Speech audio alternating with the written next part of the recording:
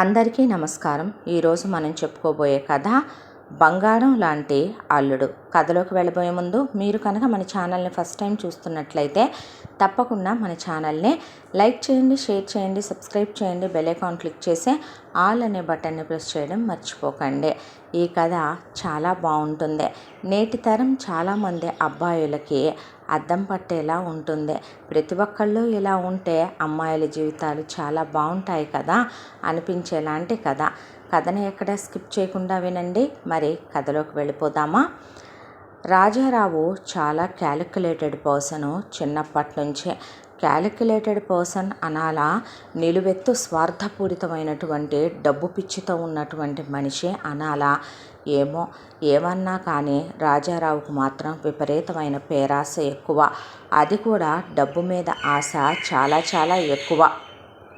చిన్నప్పటి నుంచి మనిషిని బ్రతికించేది డబ్బు, మనిషి ఊపిరి తీసుకోవటానికి డబ్బు, మనిషి పోతే అయ్యేది డబ్బు, మనిషి జీవితాన్ని గడిపేది, గమనాన్ని నడిపేది డబ్బు అని నమ్ముతాడు రాజారావు.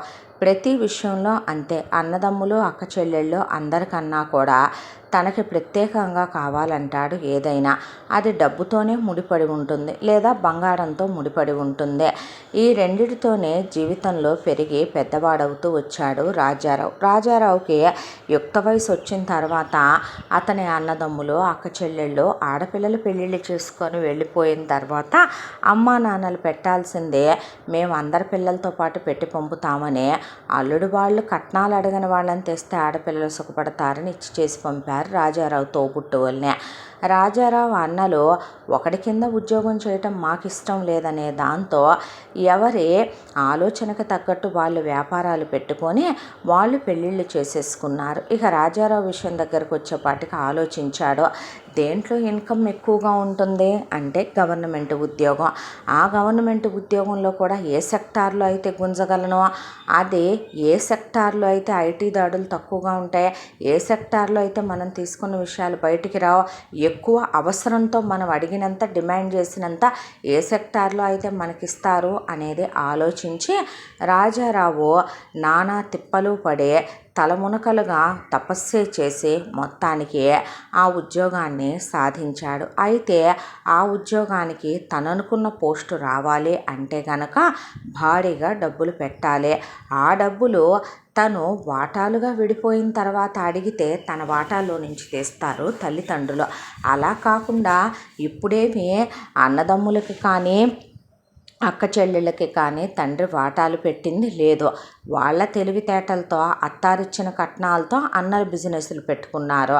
ఇక అక్కలు ఎటు అత్తారేళ్ళకు పోయారు. అమ్మా నాన్నల్ని చాలా తెలివిగా వాళ్ళని మాటలు చెప్పి కన్నింగ్ మాటలతో వాళ్ళని మొత్తానికి చస్తానని బెదిరించి ఉమ్మడిలో నుంచి డబ్బులు తీయించి తన వాటా కిందకు రాకుండా ఉద్యోగానికి భారీగా కట్టించాడు. ఆ కట్టించడమేమో కానీ చాలా పెద్ద పోస్టులోకి రాజారావు వెళ్ళటం, దానికి తోడు ఇహ ఏ రోజు తన జీతం ఏమొస్తుంది చెప్పాలంటే గనక జీతం కన్నా 10 రెట్లు పై డబ్బులే ప్రతిరోజు కళ్ళ చూసి వచ్చేవాడు ఇంటికి. అర్ధ రూపాయి కూడా అమ్మా నాన్నలు అడగకూడదు, అడిగినా ఇచ్చే కొడుకు రాజారావు కాదు. ఆ తర్వాత అమ్మా నాన్నలు వాటాలు వేసే రోజు వచ్చింది.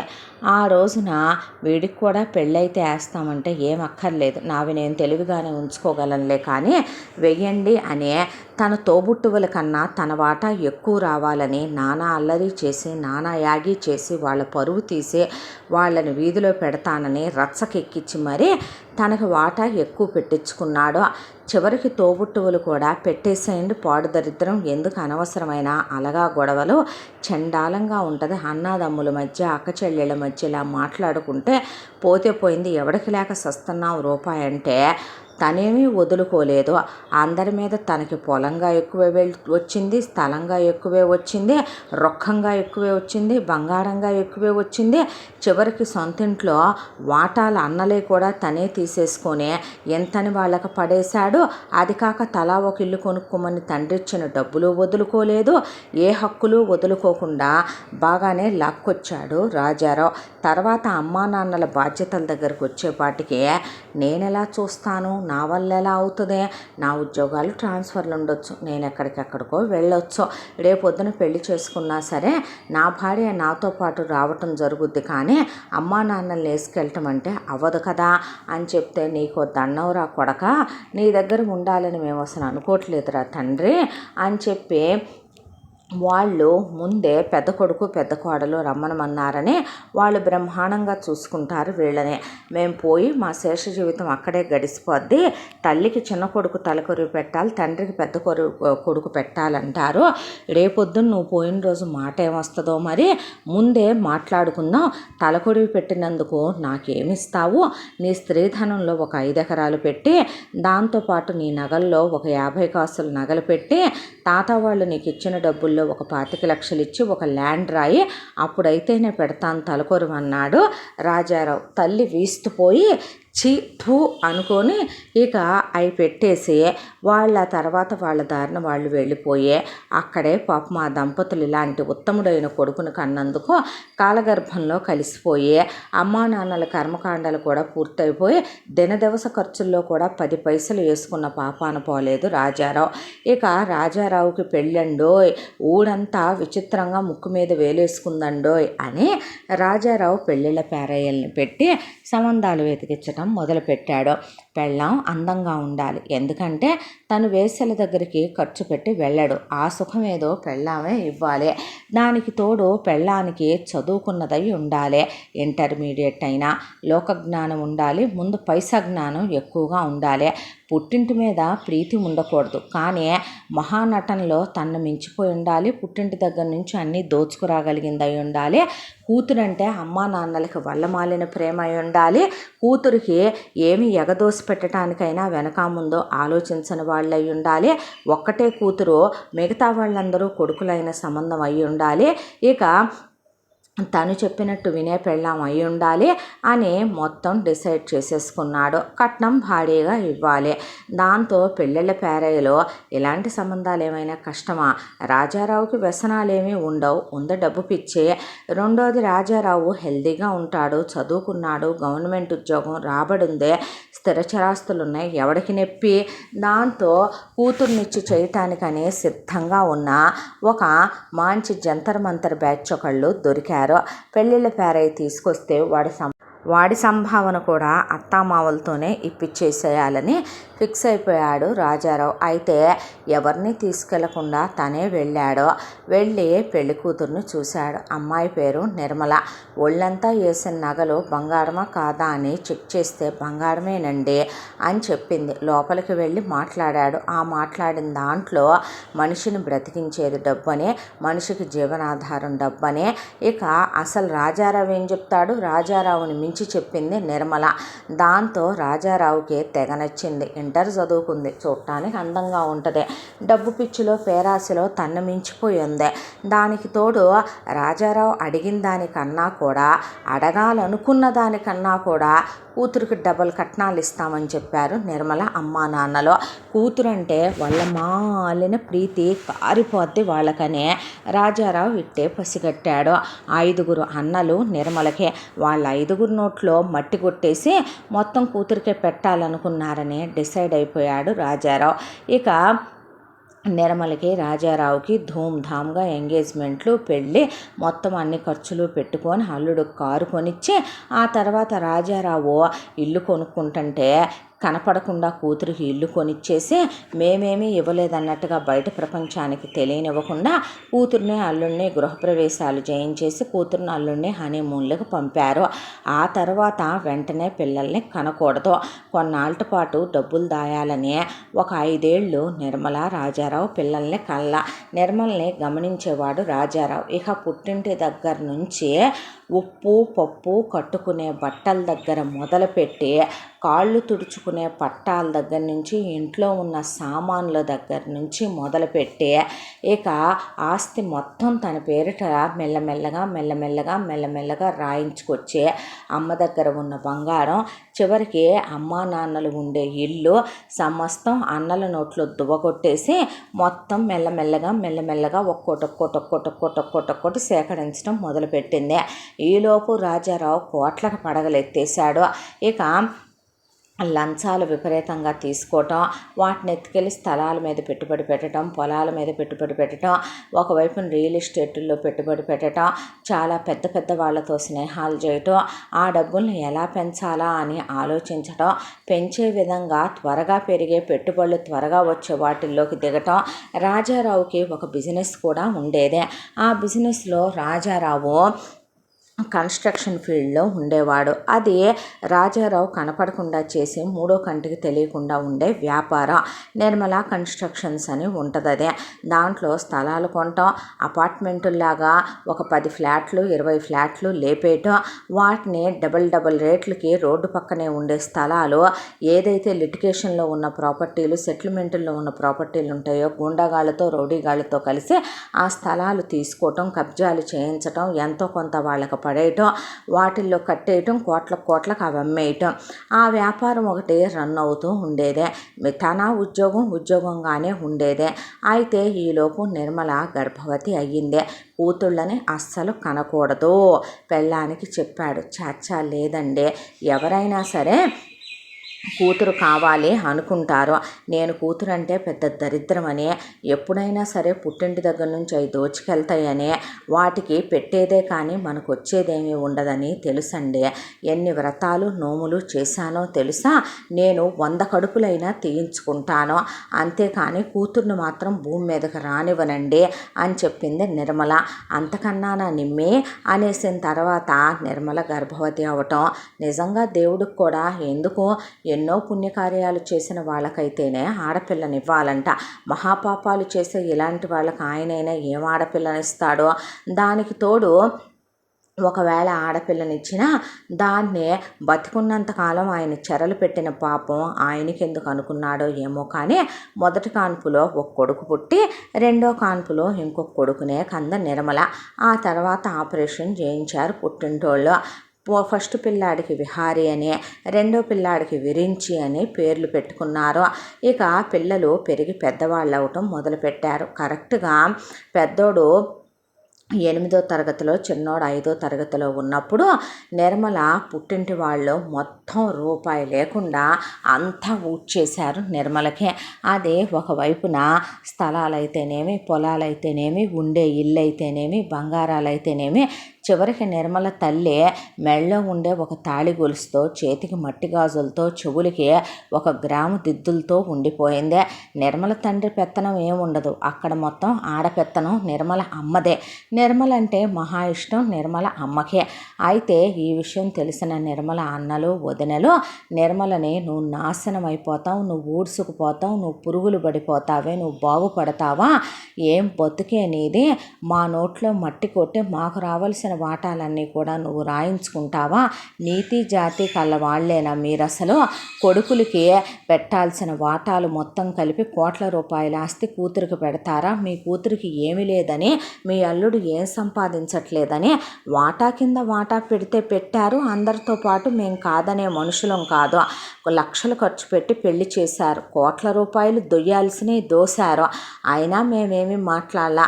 చివరికి మాకు రావాల్సిన ఇల్లు వాకిళ్ళు స్థలాలు పొలాలు కూడా దానికి రాసే, చివరికి మాకు పెళ్లిలో పెట్టిన బంగారాలు నా దగ్గర ఉంచుతానులే పోండి అని మమ్మల్ని పంపి అవి కూడా కూతురికి దోచిపెట్టారంటే మీరేం బాగుపడతారు, అదేం బాగుపడుద్ది అనేసరికి పిల్లలకి తల పగిలిపోయినంత పని అయిపోయిందే.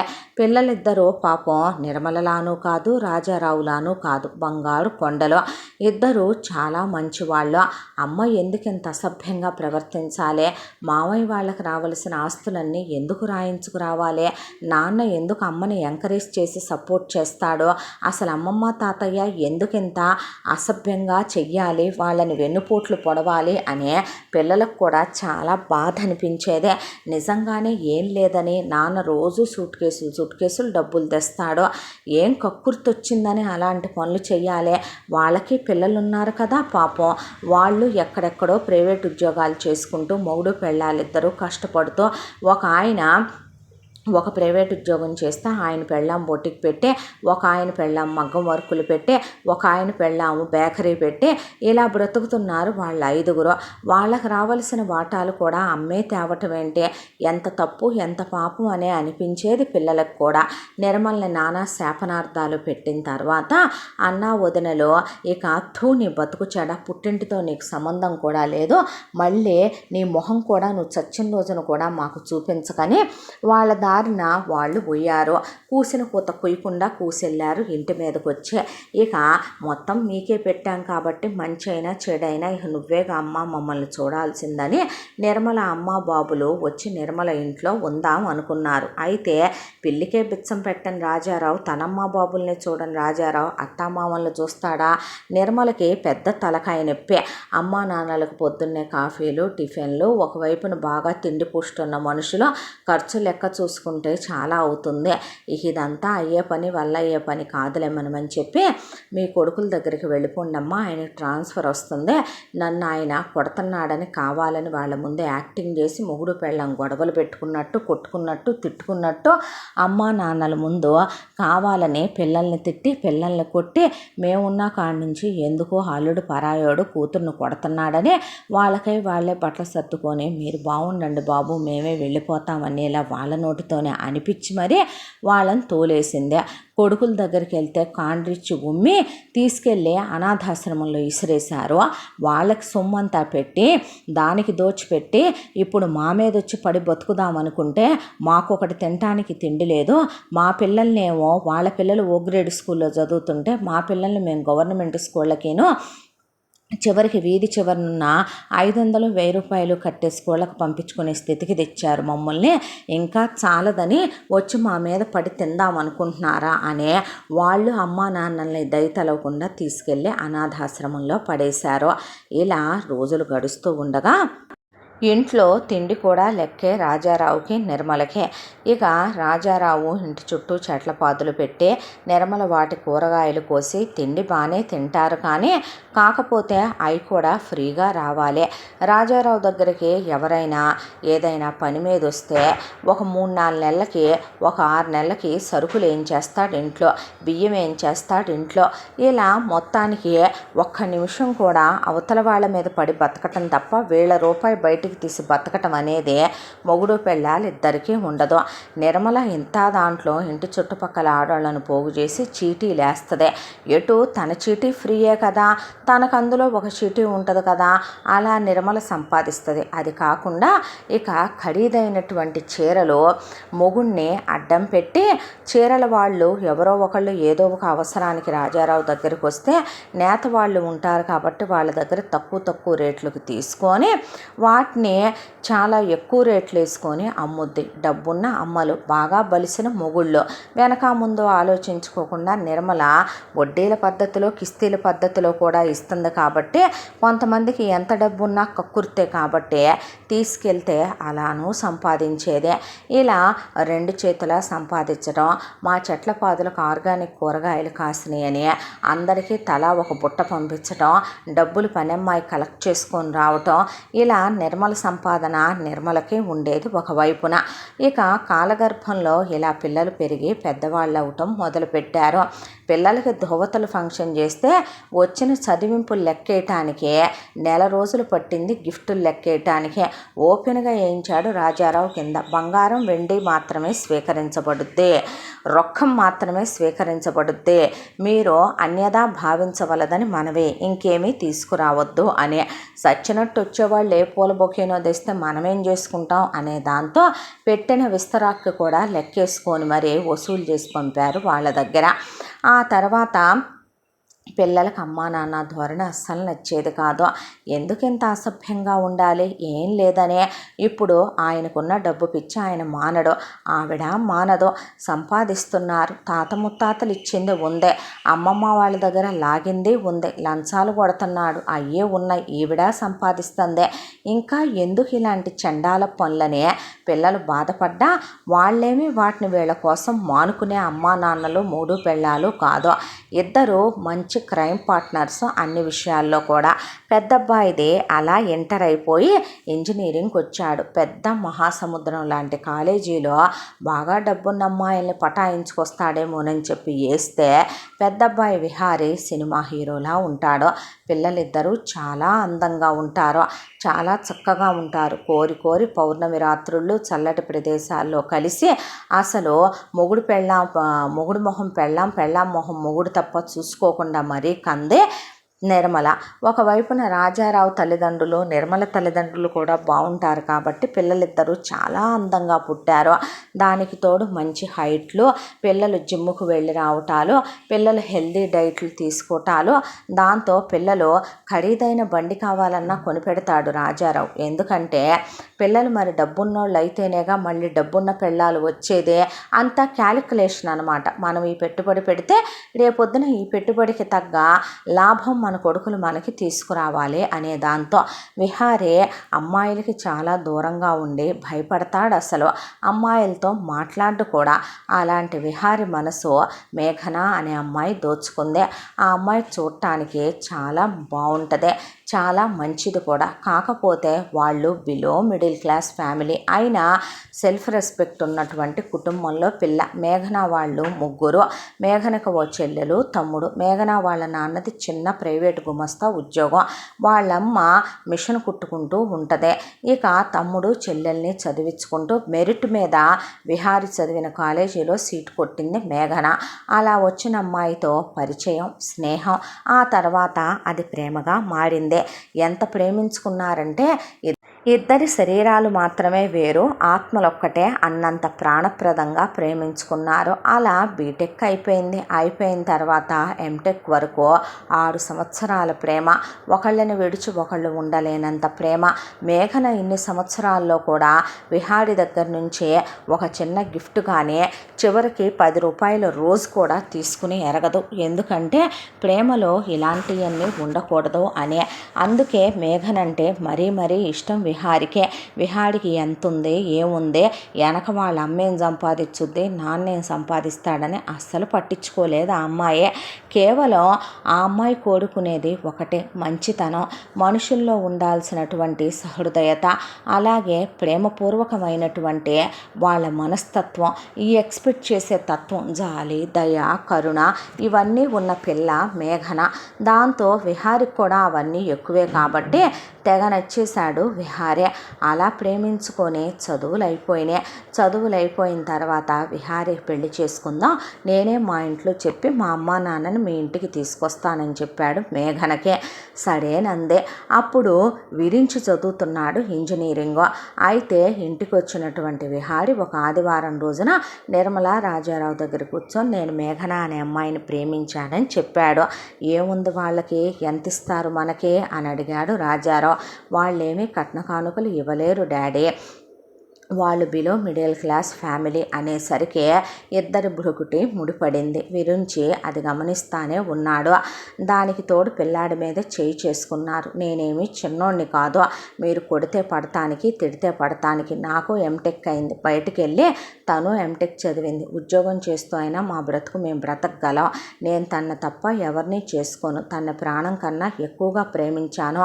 తను లేని బ్రతుకు నేను బతికిన జీవోత్సవంలాగే బతకాలి వస్తుంది అనే విహారీ నానా గొడవ చేసి ఇంట్లో ఎన్ని పగలగొట్టి అమ్మా నాన్నలతో పెద్ద డిస్కషన్ అయ్యి గొడవయ్యి ఆ పెళ్ళి మేము చేయమని, అలాంటి అలగా వాటిని చేసుకొని తీసుకొస్తావా అని, మనకున్న దానికి కోట్ల కొద్ది కట్నాలు ఇచ్చే కోళ్ళు మన ఇంటికి వస్తుందని మేము ఎదురు చూస్తున్నామని వీళ్ళు ఎదురు వాదిచ్చి విహారీ అలిసిపోయాడు. అయితే విహారీకి 3 రోజులు అన్నం తినకుండా ఉన్నాడు. ఆ అన్నం తినకుండా ఉన్న మీదటో ఏమో కానీ నీరసించిపోయాడు. విరించి బతిమిలాడి అలసిపోయాడు. ఇదే సదవకాశం అనుకొని, ఇదే అందొచ్చిన అవకాశం అనుకొని నిర్మల నిద్ర మాత్రలు కలిపేసి విహారీకి పాలల్లో ఇచ్చేయమని రాజారావు చెప్తే ఇచ్చేసిందే. అవి తాగి ఒళ్ళు తెలియకుండా పడిపోయాడు విహారీ. అమ్మా నాన్న మహాపాప మీద చేయబోతున్నారని విరించికి డౌట్ వచ్చింది. వెంటనే ఆ మేఘన వాళ్ళ అడ్రస్ ఎక్కడెక్కడో కనుక్కొని నిర్మలా రాజారావు కలిసి వాళ్ళ ఇంటి మీదకి వెళ్ళిపడి వాళ్ళ అమ్మా నాన్నల్ని నానా మాటలు అని కూతుర్ని డబ్బున్నోళ్ళ మీదకి ఉసిగొలిపారని, తార్చారని, ఏం బతుకులు మీయని, మా కోట్ల కట్నం ఇచ్చే అమ్మాయి కోడలుగా రాబోతుందని, దీన్ని మేము కోడలుగా చేసుకున్నా మేము మనశ్శాంతిగా దీన్ని మా అబ్బాయితో కాపురం చేయనిస్తామా, కొన్నాళ్ళు మోసి తీరాకైనా గెంటేస్తాము, దీని కడుపున మా వారసుల్ని పుట్టనిస్తామా, ఇది కడుపుతో ఉండగలదా, ఇది పిల్లల్ని కనగలదా, మా పిల్లాన్ని మా నుంచి దూరం చేద్దామనుకుంటున్నారు, ఇవేనా మీరు మీ కూతురికి నేర్పిన లక్షణాలు, మీరెంత, మీ బతుకెంత, మా స్థాయి ఏంటో, మా హోదా ఏంటో మీకు తెలుసా, మా ఇంట్లో వాచ్మెన్ గాడికి ఇచ్చే జీతం అంత లేదు నీ జీతం అని మేఘన వాళ్ళ పేరెంట్స్ని నానా మాటలు అని నిర్మలా రాజారావు కూర్చొని అన్నట్టు లేకుండా వాళ్ళకి రోజు కాన్స్ లెక్కలు చెప్పుకురావడం మొదలుపెట్టారు. అసలే ఆత్మాభిమానం గల మనుషులు వాళ్ళు. దాంతో మా అబ్బాయి ఆ విషయం డైరెక్ట్గా వచ్చి ఈ అమ్మాయికి చెప్పలేకపోయాడు. అందుకనే మా మా అబ్బాయి ఈ అమ్మాయి నుంచి కొన్నాళ్ళు ట్రిప్పుకు వెళతానని మా అబ్బాయి వెళ్ళిపోయాడు. మా అబ్బాయి ఈలోపు మేము పెళ్లి చేసుకుంటాము, కొన్నాళ్ళు కలిసి తిరిగింది కదా, వాడితో ముద్దు ముచ్చట్లు మురిపాలు అయిపోయినాయి కదా, మావాడేమి మీ అమ్మాయితో పక్క పంచుకోలేదంట, కడుపు కాలు చేయలేదంట, ఎవడో ఒకడు మీకు తగ్గ గంతకు తగ్గ బొంతకిచ్చి చేసుకోమన్నాడని విహారి చెప్పినట్టుగా బోళ్ళని చాడీలు చెప్పేసింది నిర్మల. దాంతో ముందు మీరింట్లోంచి బయటికి నడవండని మేఘన తల్లిదండ్రులు, ఇలాంటి వాడు తప్ప ఎవరు దొరకలేదా అమ్మా నీకు అంటే, విహార్ అలాంటి వాడు కాదు నాన్న, నీకు విషయం చెప్పనా, అలాంటి వాడు అయినా కాకపోయినా అబ్బాయిలకి ప్రేమించే ధైర్యం కాదమ్మా ఉండాల్సిందే, అమ్మా నాన్నల్ని ఎదిరించి పెళ్లి చేసుకోవటం కాదు, భార్యకి 3 పూట్ల తిండి పెట్టగలిగిన సమర్థత ఉండాలి, భార్యని నలుగురు ముందు చులకన చెయ్యని వాడై ఉండాలి, అతను బలహీనుడు, అతను వాళ్ళకి ఎదురు చెప్పలేడు, అతను వాళ్ళకి లొంగి వంగి ఉండే కొడుకు, సమర్థవంతుడు కాదు, స్వార్థపూరితమైన ఆ మనుషుల మధ్యకి వెళ్ళి నువ్వు బ్రతకగలవా తల్లి అనేసారు వాళ్ళు. దాంతో చేతగాని వాడిని ప్రేమించాననే దిగులు బాధ ఆవరించేసి మేఘన విహారిని కలిసి మాట్లాడదామని ఫోన్ చేసింది. ఫోన్ తీసేశారు రాజారావు, నిర్మల. విహారిని హౌస్ అరెస్ట్ చేసేశారు. ఆ తర్వాత అసలు ల్యాప్టాప్ లేకుండా చేసేశారు, ఇంట్లోంచి బయటికి రానివ్వల. వారం రోజులు 10 రోజులు విరించిని కూడా ఇంట్లోంచి బయటికి వెళ్ళనివ్వకుండా చేశారు. విరించిని మేఘన కలుస్తుందేమోననే. కాబట్టి పిల్లలిద్దరూ ఇంట్లోనే ఇరుక్కుపోయారు. ఇంటికి తాళాలు వేసేసి రాజారావు వీళ్ళ ఇంట్లో ఉంచి గేట్ వాచ్మెన్తో ఎవరిని లోపలికి ఎలవ్ చేయొద్దని చెప్పాడు. ఇంటి దాకా వచ్చి మేఘన అలా వెళ్ళిపోయింది. ఆ తర్వాత ఏడ్చింది, కంటనీరు గంగై పొంగిందాకా ఏడ్చింది. 1 రోజులు, 2 నెలలు, 3 నెలలు విహారి జాడలేదు, విరించి కనపడింది లేదు. దాంతో ఇక్కడ ఉండటం అనవసరం అనుకుంది. ముందు అక్కడి నుంచే మనసు కాస్త ఇదవటానికని వాళ్ళ మేనమామ వాళ్ళ దగ్గరికి వెళితే వాళ్ళ మేనమామ వాళ్ళ పిల్లలు అమెరికాలో ఉంటున్నారు, అక్కడికి రమ్మనమని ఎంఎస్ చేసుకుందుగానని వాళ్ళు చెప్పేసరికి అమెరికాకి వెళ్ళిపోయింది. అలా అక్కడ ఎంఎస్ చేసుకుని ఉద్యోగం చేసుకుంటాను, సమర్థత లేని వాడిని ప్రేమించడం నా తప్పే, వాడిని ప్రేమించిన నా మనసు నా తనువు నేను ఇంకొకళ్ళకి అర్పించలేను, నన్ను మీరు ఇబ్బంది పెట్టొద్దు, నేను పెళ్లి చేసుకోను, ఈ జన్మకి ఇంతే నా బ్రతుకు అని చెప్పి ఆ అమ్మాయి వెళ్ళిపోయి తమ్ముడు చెల్లెల భవిష్యత్తు గురించి ఆలోచించండి నాన్న అని చెప్పి, మీరు నా ఎంఎస్కి కట్టే డబ్బులు నేను తిప్పి మీకు కడతానని వాళ్ళకు కూడా చెప్పేసే ఆ అమ్మాయికి అంత ఆత్మాభిమానం ఎక్కువ. అలా ఆ పిల్ల అమెరికా వెళ్ళిపోయింది. ఆ విషయం తెలిసిన రాజారావు నిర్మల అప్పుడు కొడుకుని బయటికి వదిలారు. అయితే వదిలిన కొడుక్కి కాళ్ళు చేతులకి గొలుసులేసేసి ఒక చోట కట్టిపడేసి, నువ్వు మేము చూసిన సంబంధం చేసుకోవాలి, ఇప్పుడు అదే 7 సముద్రాల అవతలకి వెళ్ళిపోయింది, అది ఎక్కడుందో నీకు తెలిసే ఛాన్స్ లేదు, వీళ్ళు వెళ్ళి నానా గొడవ చేసి వచ్చిన తర్వాత మేఘన పేరెంట్స్ రెంట్ హౌసే కాబట్టి వాళ్ళు ఇల్లు కూడా మారిపోయారు. ఇప్పుడు మేఘన అడ్రస్ ఫోన్ నెంబర్ చెప్పే దిక్కు కూడా విహారికి లేదు. కాబట్టి పేగులు తెగిపోయేలా ఏడ్చాడు. ఆ గొలుసులు తెంపుకొని చేతులన్నీ రక్తసిక్తం అయిపోయాయి. ఒకవైపున విహారి అన్నను చూస్తూ కుంగిపోయాడు. ఇక ప్రేమించడమే నేను చేసిన తప్ప, ఒక ఆడపిల్లను అన్యాయం చేశాను, మనసులో ఆశలు రేపాను, ఆ ఆడపిల్ల గుండెల్లో మంటలు రేపాను, ఇవాళ తన జీవితం నాశనం అయిపోయి తను అలా మిగిలిపోవటాన్ని నేను కారణమైపోయాను. ఒక కుటుంబంలో నేనెలా పుట్టానో తన అలాగే కూతురుగా పుట్టింది కదా, వాళ్ళమ్మ నాన్నలకి ఎన్ని ఆశలు ఉంటాయి, అలాంటిది వాళ్ళ బిడ్డ జీవితాన్ని నాశనం చేసే హక్కు నాకు నాకెవరిచ్చారని తెగేడ్చాడు. అలా ఇంకో 3 నెలలు గడిచిపోయింది. గడ్డాలు పెరిగిపోయి పిచ్చోళ్ళ తయారైపోయిన కొడుకు అన్నం నీళ్లు లేకుండా ఉన్నా సరే కొట్టారు, తిట్టారు, ఒట్లు వేయించుకున్నారు, ప్రమాణాలు చేయించుకున్నారు. ఇంకా నువ్వు ఏం చేసినా సరే అది తిరిగి రాదన్నారు. అన్నట్టు మేఘనకి పెళ్ళైపోయింది, కడుపుతో ఉందంట అని ఒక న్యూస్ మోసుకొచ్చాడు రాజారావు. దాంతో విహారి కుంగిపోయాడు.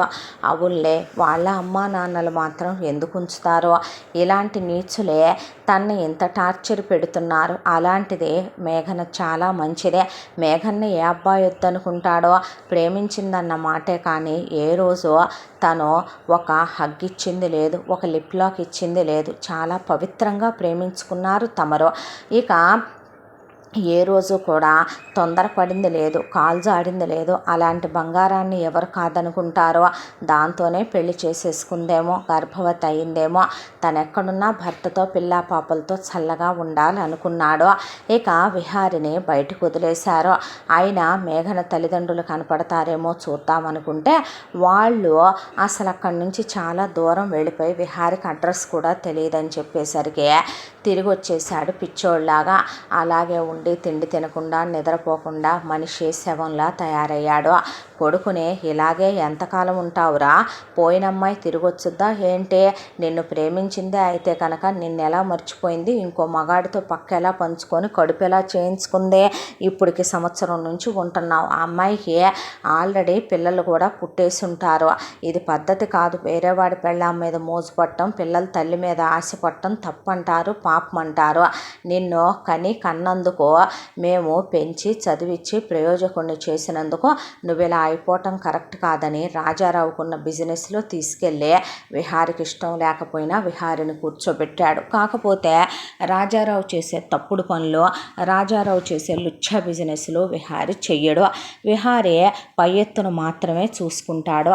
రాజారావు కూర్చోబెట్టినట్టే కూర్చోబెట్టి బిజినెస్లో విహారి ప్రతి రూపాయికి లెక్క చెప్పాలి. విహారికి ఒక అలవాటు ఉంది, ఆర్ఫన్లకి వాటికి వీటికి డొనేషన్లు ఇస్తూ ఉంటాడు.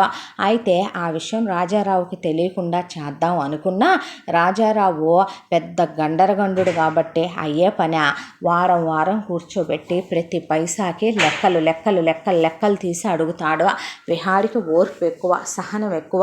పనిలో పడే పిచ్చోళ్ళ తయారైపోయే పని పిచ్చోడు అయిపోయాడు. పనే ప్రపంచంగా మారిపోయిందే. ఇక మనుషుల్ని పట్టించుకోవటమే మానేశాడు. ఈలోపు నిర్మల రాజారావు కలిసి ఒక సంబంధం వెతికారు విహారి కోసం. అమ్మాయి పేరు లావణ్య. అమ్మాయి వాళ్ళు బాగా డబ్బున్న వాళ్ళు, బాగా కట్న కానుకలు ముట్ట చెప్తారు. దానికి తోడు అమ్మాయి కూడా బీటెక్ వరకు చదువుకుంది. లావణ్య వాళ్ళ అమ్మకి లావణ్య అంటే వాళ్ళ మాలిన ప్రేమ. నిర్మల తల్లిదండ్రులు నిర్మలకి దోచిపెట్టినట్టే లావణ్య తల్లి లావణ్యకి దోచిపెట్టేటటువంటి అమ్మ. వాళ్ళకి ఒక కొడుకు కూడా ఉన్నాడు. లావణ్య తండ్రి మాత్రం అలాంటి వ్యక్తి కాదు ఆయన.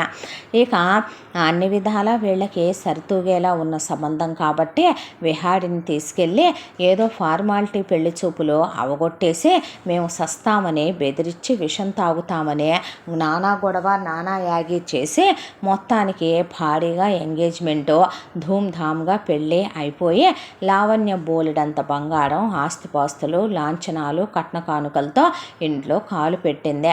అంత తెచ్చిన కోడలంటే ఏ అత్తకు మాత్రం చేదో. ఆ తరువాత లావణ్యతో విహారి ఒక్కటే చెప్పాడు, ఒక అమ్మాయిని చేసుకొని ఆ అమ్మాయి లైఫ్ని నాశనం చేసే అబ్బాయి కాదు విహారి. అలా అని మేఘన జ్ఞాపకాల్ని తను మర్చిపోలేకపోతున్నాడు. రోజు ఫోటోలు చూసుకుంటూ మేఘన జ్ఞాపకాలు ఆ ఊర్లో వాళ్ళు తిరిగిన ప్రతి చోటు గుర్తు చేస్తూనే ఉన్నాయి. దాంతో లావణ్యకే మనం కొంత టైం తీసుకుందామని, నేను నిన్ను దూరం పెట్టాలనుకోవట్లేదని, నా మనసు ఇప్పుడిప్పుడే నార్మల్ అవుతోందని, పెళ్ళికి ముందే తను ఇలా ఒక అమ్మాయిని ప్రేమించానని చెప్పాడు. పెళ్ళి అయిన తర్వాత ఫస్ట్ నైట్ రోజున ఆ విషయం చెప్పాడు. అయితే లావణ్య బయటకు వచ్చి నానా గొడవ, నానా యాగి, నానా గోలా చేసి వాళ్ళమ్మని పిలిపించి నానా రచ్చ చేసి నన్ను ముట్టుకొని అంటున్నాడని నిర్మల రాజారావుకి చెప్తే విహారిని కొట్టి చేయి చేసుకొని, నువ్వు మగాడివి కాదంటది ప్రపంచం, పెళ్ళాన్ని ముట్టుకొని పెళ్ళాన్ని సాటిస్ఫై చేయాలి మగాడంటే, వెళ్ళి కాపురం చేయమనేసరికి తనువులు కలిసిన చోట మనసులు కలవాల్సిన అవసరం లేదు కదా. పిల్లల్ని మాత్రం ఎట్టి పరిస్థితుల్లో పుట్టనివ్వకూడదు. ఇది నాకు తగిన భార్య కాదు.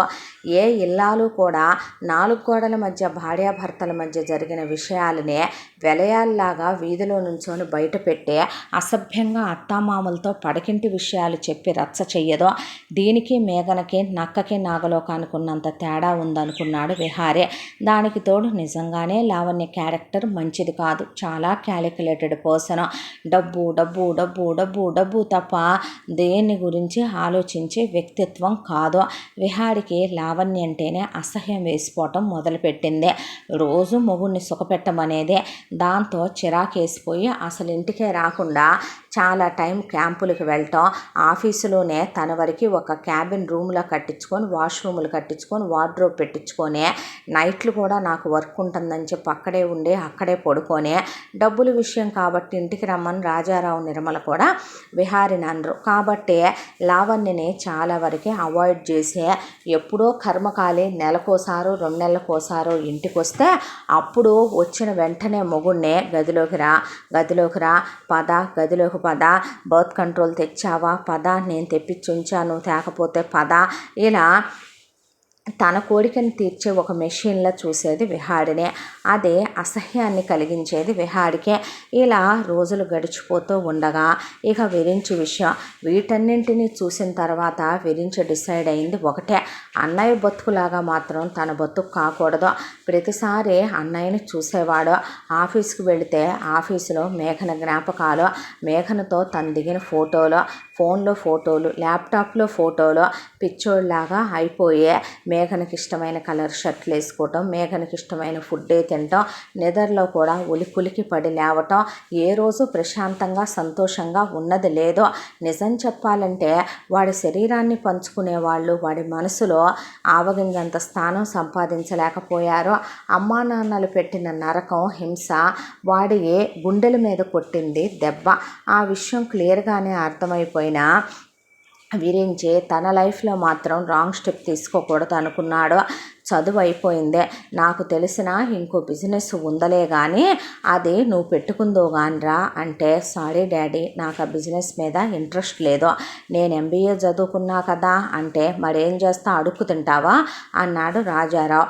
అయితే గవర్నమెంట్ జాబుకు రాయి, నాకు ఇష్టం లేదా గవర్నమెంట్ జాబు, మరి ఏం చేస్తావురా అంటే, నాకు జాబ్ చేద్దామని ఉంది అంటే, జాబ్ చేస్తే నీకు వచ్చే జీతం ఎంతరా ముష్టి అన్నాడు.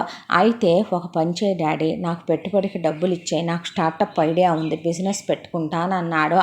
అంటే ఆ మాటకి సరే ఇస్తాను, అయితే నా రూపాయి నువ్వు లెక్క కట్టి వడ్డీతో సహా నాకు ఇవ్వాలి, అలాగే ఇచ్చేస్తానన్నాడు. ఎందుకంటే నాన్న చెప్పిన బిజినెస్ చేయటం అంటే అన్నలాగా ప్రతి రూపాయికి లెక్క చెప్పాలి. తందంటూ ఒక పావలా కూడా తను జాగ్రత్త చేసుకోవటం కానీ స్వతంత్రతతో వాడుకోవటం కానీ ఉండవు. తండ్రి కింద అస్సలు ఉండకూడదు. తండ్రి చెప్పినట్టు గవర్నమెంట్ సెక్టార్లోకి వెళితే తండ్రి డిసైడ్ చేసేస్తాడు ఎవరి దగ్గర ఎంతెంత తీసుకోవాలి, ఏమేమి తీసుకోవాలి అని. అది తనకి లాకీ కాదు. ఇక దాంతో డిసైడ్ అయ్యి బిజినెస్ పెట్టుకున్నాడు. అలా బిజినెస్ పెట్టుకుని 2 సంవత్సరాల పాటు చాలా కష్టపడ్డాడు. అన్నయ్య సలహాలు ఇవ్వటం, ఎంకరేజ్ చేయటం, సపోర్ట్ చేయటం, పెద్ద పెద్ద వాళ్ళతో పరిచయాలు ఉంటాయి కాబట్టి తమ్ముడిని చాలా తొందరగానే పైకి తీసుకొచ్చాడు విహారీ. అన్నదమ్ములిద్దరూ రామలక్ష్మణుల్లా ఉంటారు. ఆ తర్వాత విరించి బిజినెస్లో సక్సెస్ అవగానే ముందు డాడీ డబ్బులు ఇచ్చే చిన్న అని విహారీ చెప్పగానే విరించి తీసుకెళ్ళి రాజారావు పడేశాడు. ఆ తర్వాత ప్రతి రూపాయి నాకు లెక్క చెప్పాలరా చిన్నోడా అంటే, డాడీ నేనేం చేసుకుంటాను అంటే, క్లబ్బులని, పబ్బులని, అమ్మాయిలని, 1 నైట్ స్టాండ్లని, సినిమాలు, షికార్లు, ట్రిప్పులని, నా బతుకు అదొకటే తక్కువలే కానీ అనుకున్నాడు విరించి. అన్న తర్వాత ప్రేమాయణాలేం లేవుగా నీ అన్నలాగా అంది నిర్మల. అమ్మవైపు అలా చూశాడు విహారీ. అయ్యో, ఈ ఇంట్లో ఒక ఆడదాన్ని మీరు అలా చేసి పుణ్యం కట్టుకున్న తర్వాత కూడా దమ్ము దమ్మున్న మగాడెవడైనా ఇంకో ఆడపిల్లని ప్రేమిస్తాడా? ఎంతోమంది నాకు చెప్పినా వద్దమ్మా, నేనే పనికిమాలిన ఎదవని, మీకు కరెక్ట్ కాదు, మీలాంటి పిచ్చిమా తల్లులు వచ్చి మా ఇళ్లలో బతకలేరులేమ్మా అని చెప్పి నేనే వాళ్ళకి సారీలు చెప్పి మరీ వచ్చాను మమ్మీ. నువ్వు బాధపడకో, ఎవరో ఒకళ్ళనే మీకు నచ్చిన ఏ గంతకు తగ్గ బొంతనో నాకు ఇచ్చి పెళ్లి చేయక మానర్లే, జీవితం ఇలాగే గడిసిపోక మాందలే, అన్న బతుకు తెల్లారిపోట్లా, అలాగే నాది తెల్లారిపోద్దులని డిసైడ్ అయ్యే కూర్చున్నాలే పెళ్లి విషయంలో అన్నాడు విరించి. విహారికి బాధేసింది తమ్ముడు మాటలు విన్న తర్వాత. ఆయనకి లెక్కలు తర్వాత చెప్పొచ్చులే కానీ ప్రస్తుతానికైతే డబ్బులు సేవింగ్స్లో పడేసి ఉంచుకో, నాకు లెక్క చెప్పాలిరా, మొత్తం కలిపి నేను ఒక రోజున అడుగుతాను అన్నాడు రాజారావు. సరేలే అని చెప్పి విరించి ఆయన లెక్కలు అడగటానికి, అదేమీ ఇప్పుడు ఆయన బిజినెస్ కాదురా, నువ్వేమీ భయపడాల్సిన అవసరం లేదు, పెట్టుబడి డబ్బులు కూడా వెనక్కి ఇచ్చేసావు కదా, నువ్వు నీకంటూ ఒక సేవింగ్స్ అకౌంట్ పెట్టుకొని ఉంచుకో తమ్ముడు అని చెప్పాడు విహారే. అలా కొంత డబ్బు, చాలా వరకే హాఫ్ అమౌంట్ విరించి అకౌంట్లోకి వెళ్ళిపోయేదే, హాఫ్ అకౌంట్కి మాత్రమే లెక్కలు చెప్పడం జరిగేది రాజారావుకి. ఇలా రోజులు గడిచిపోతూ ఉండగా నిజంగానే ఏ అమ్మాయిని ప్రేమించకూడదు అనుకున్నాడు విరించి. ఒక ఆడపిల్లని ప్రేమించి ఆ అమ్మాయి లైఫ్ను స్పాయిల్ చేయకూడదు, తమ అమ్మా నాన్నలకు ఉన్న అత్యాశకే తాము అనవసరంగా ఒక పిల్లని తీసుకొచ్చి బాధపడకూడదు. అన్నని ఒక రోజున పిల్లల్ని కనవా అన్నయ్య అని అడిగితే, వద్దురా, ఇప్పటికే మెయిల్ ప్రాస్టిట్యూషన్ చేస్తున్న ఫీల్ వస్తోంది నాకు, ఏం పాపం చేసి ఏం తప్పు చేశానో, ఈ జన్మకి ప్రేమనే పేరుతో ఒక ఆడపిల్లని ప్రేమించి మోసం చేసి తన గుండెల్లో నేను అగ్నిని రగిల్చాను, మళ్ళీ భూమి మీదకి అదే సరైంది కాదు, అలాంటప్పుడు నేను లావణ్యకి పిల్లల్ని కానీ వాళ్ళని మరొక స్వార్థపరులుగా తయారు చేయాలనుకోవట్లేదు చిన్న అనేసాడు. అనేసరికి బాధ అనిపించింది విరించికి. తను ఎవరిని ప్రేమించకూడదు అన్నలాంటి బ్రేకప్ ఫేజులు, నరకాలు తను తీసుకోలేడు అనే దాంతో ప్రేమించకూడదు అనుకుంటున్న విరించి లైఫ్లోకి సడన్గా విరించి దగ్గర వర్క్ చేస్తున్న పిఏ అబ్బాయికి పెళ్లి కుదరటం, యుఎస్ వెళ్ళే అవకాశం రావటం జరిగిపోయింది. ఆ తర్వాత కొత్త పిఏగా ధాత్రి అడుగు పెట్టడం జరిగిపోయింది. ధాత్రి చాలా స్ట్రైట్ ఫార్వర్డ్ అమ్మాయి, చాలా సెల్ఫ్ రెస్పెక్ట్ ఎక్కువ, ఎవరు ఏ చిన్న తప్పు చేసినా సహించదు, భరించదు, లెఫ్ట్ అండ్ రైట్ ఇచ్చేస్తుంది. మనకి ఎందుకులే అని విరించి ఎంత అనుకున్నా ధాత్రి అందమో, వయసో, తెలివితేటలో లేదా ధాత్రిలో ఉన్న నిజాయితీనో మంచితనమో తెలియదు కానీ విరించి మనసు తెలియకుండానే ధాత్రి వైపు అట్రాక్ట్ అయిపోయి ప్రేమించడం మొదలుపెట్టాడు. ఇలా సంవత్సర కాలం ప్రాణం ఒక ఎత్తుగా ప్రేమించేశాడు విరించి ధాత్రిని. ఈ విషయం కనుక ఇంట్లో అమ్మా నాన్నలకి చెప్తే చాలా పెద్ద రచ్చ అవుద్ది. ఎందుకంటే ధాత్రి వాళ్ళది కూడా ఒక రకంగా చెప్పాలంటే చాలా చిన్న ఫ్యామిలీ. అలాంటి వాళ్ళ గురించి చెప్తే ఏమీ లేదు, నానా రచ్చ నానా రభస చేసేస్తారు అమ్మా నాన్న. ధాత్రి వాళ్ళ నాన్నగారు గౌరీనాథ్ చిన్న ప్రైవేట్ జాబ్ చేస్తే వాళ్ళమ్మ హౌస్ వైఫ్గా ఉంటారు. ధాత్రికి ఒక చెల్లెలు వాత్సల్య, తమ్ముడు శ్రీనాథ్ చదువుకుంటున్నారు. ధాత్రి ఎంబీఏ కంప్లీట్ చేసి ఇక్కడ పిఏగా వర్క్ చేస్తోంది. ధాత్రి వాళ్ళ ఫ్యామిలీ గురించి కూడా తెలుసు విరించకే. ఇక ఏది ఏమైనా పెళ్లి వయసు వచ్చింది, పెళ్లి చేసుకోవాలి, ఇలా ఎంతకాలం ఉంటాడో అనే దాంతో ఆలోచించాడు. మెరుపు లాంటి ఒక ఆలోచన తట్టింది. దాంతో ధాత్రి ఫోటో తీసుకెళ్ళి నిర్మలా రాజారావు దగ్గర కూర్చున్నాడు. నాకు ఈ అమ్మాయి నచ్చింది, ప్రేమిస్తున్నాను, పెళ్లి చేసుకుంటాను అని. అయితే ఏం కులం రాదింది, దీని అమ్మా బాబు ఎవరు, ఎక్కడుంటారు, ఏముంది వీళ్ళకి అని అడిగారు అమ్మా నాన్నలు. ఆ మాటకి మాటలు జారొద్దమ్మా, మళ్ళీ వెనక్కి తీసుకోవాలంటే కష్టమైపోద్ది అంటే ఏరా అన్నాడు రాజారావు. వాళ్ళకి స్థిరచరాస్తులు ఉన్నాయి నాన్న, తాత ముత్తాతల కాలం నుంచి కలిసి వచ్చినాయి. అవి ఒక్కసారిగా కూడా హైవేలు పడి ఫ్లైఓవర్లు పడి బాగా రేట్లు పెరిగిపోయినాయి.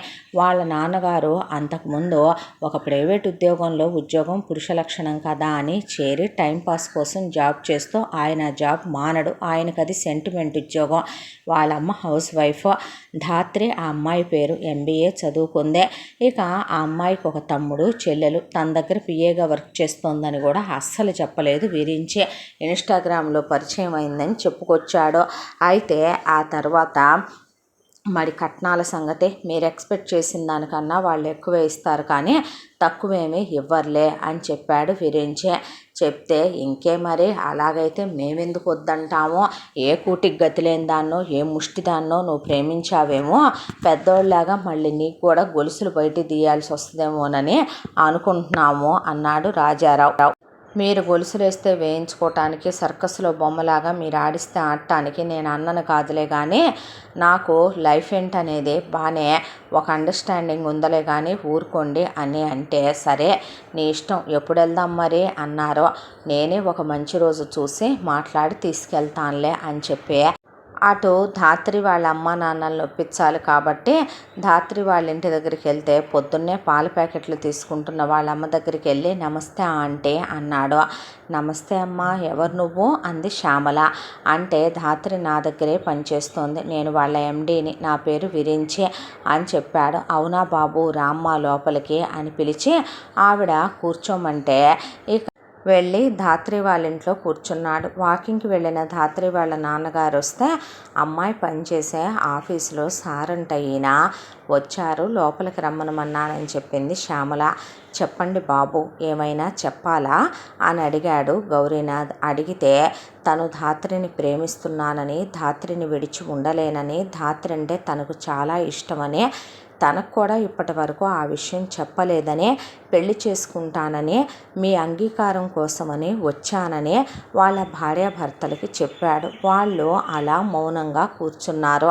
ధాత్రి తమ్ముడు చెల్లెలు కూడా అక్కడికి వచ్చి, మీరేంటి సార్ ఇక్కడ అంటే, నువ్వంటే నాకు చాలా ఇష్టమని, నేను నిన్ను ప్రాణం కన్నా ఎక్కువగా ప్రేమిస్తున్నానని చెప్తే, ఇదంతా ఎప్పటి నుంచండి అని అడిగింది ధాత్రి.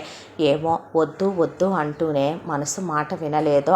నువ్వన్నా, నీ నిజాయితీ అన్నా, నీ సెల్ఫ్ కాన్ఫిడెన్స్ అన్నా, అలాగే నీ సెల్ఫ్ రెస్పెక్ట్ అన్నా కూడా నాకు చాలా ఇష్టం ధాత్రి అని వాళ్ళ అమ్మా నాన్నల ముందే తను ఎంత ఇష్టపడుతున్నాడో, ఎంత ప్రేమగా చూసుకుంటాడో చెప్పాడు విరించే. వాళ్ళు అలా కూర్చుంటే, మా అమ్మా నాన్నకు కూడా ఈ విషయం గురించి చెప్పాను అంకుల్, కాకపోతే మీకు నేను ఒక విషయం చెప్పాలి, మీ దగ్గర నేను ఏమీ దాయాలనుకోవటం లేదు.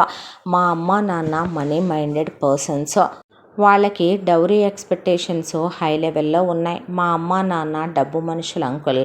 అన్నయ్య విషయంలో కూడా అన్నయ్య ఒక అమ్మాయిని ఇలా ఇష్టపడ్డాడని, ఆ ఇష్టపడ్డ అమ్మాయిని మనీ ప్రాబ్లం వల్లే కాదనుకోవాల్సి వచ్చిందని, ఇలా లావణ్యనిచ్చి పెళ్లి చేశారని, లావణ్య బోల్దంతా కట్న కానుకలు తీసుకొచ్చిందని విరించి ఓపెన్గానే చెప్పాడు.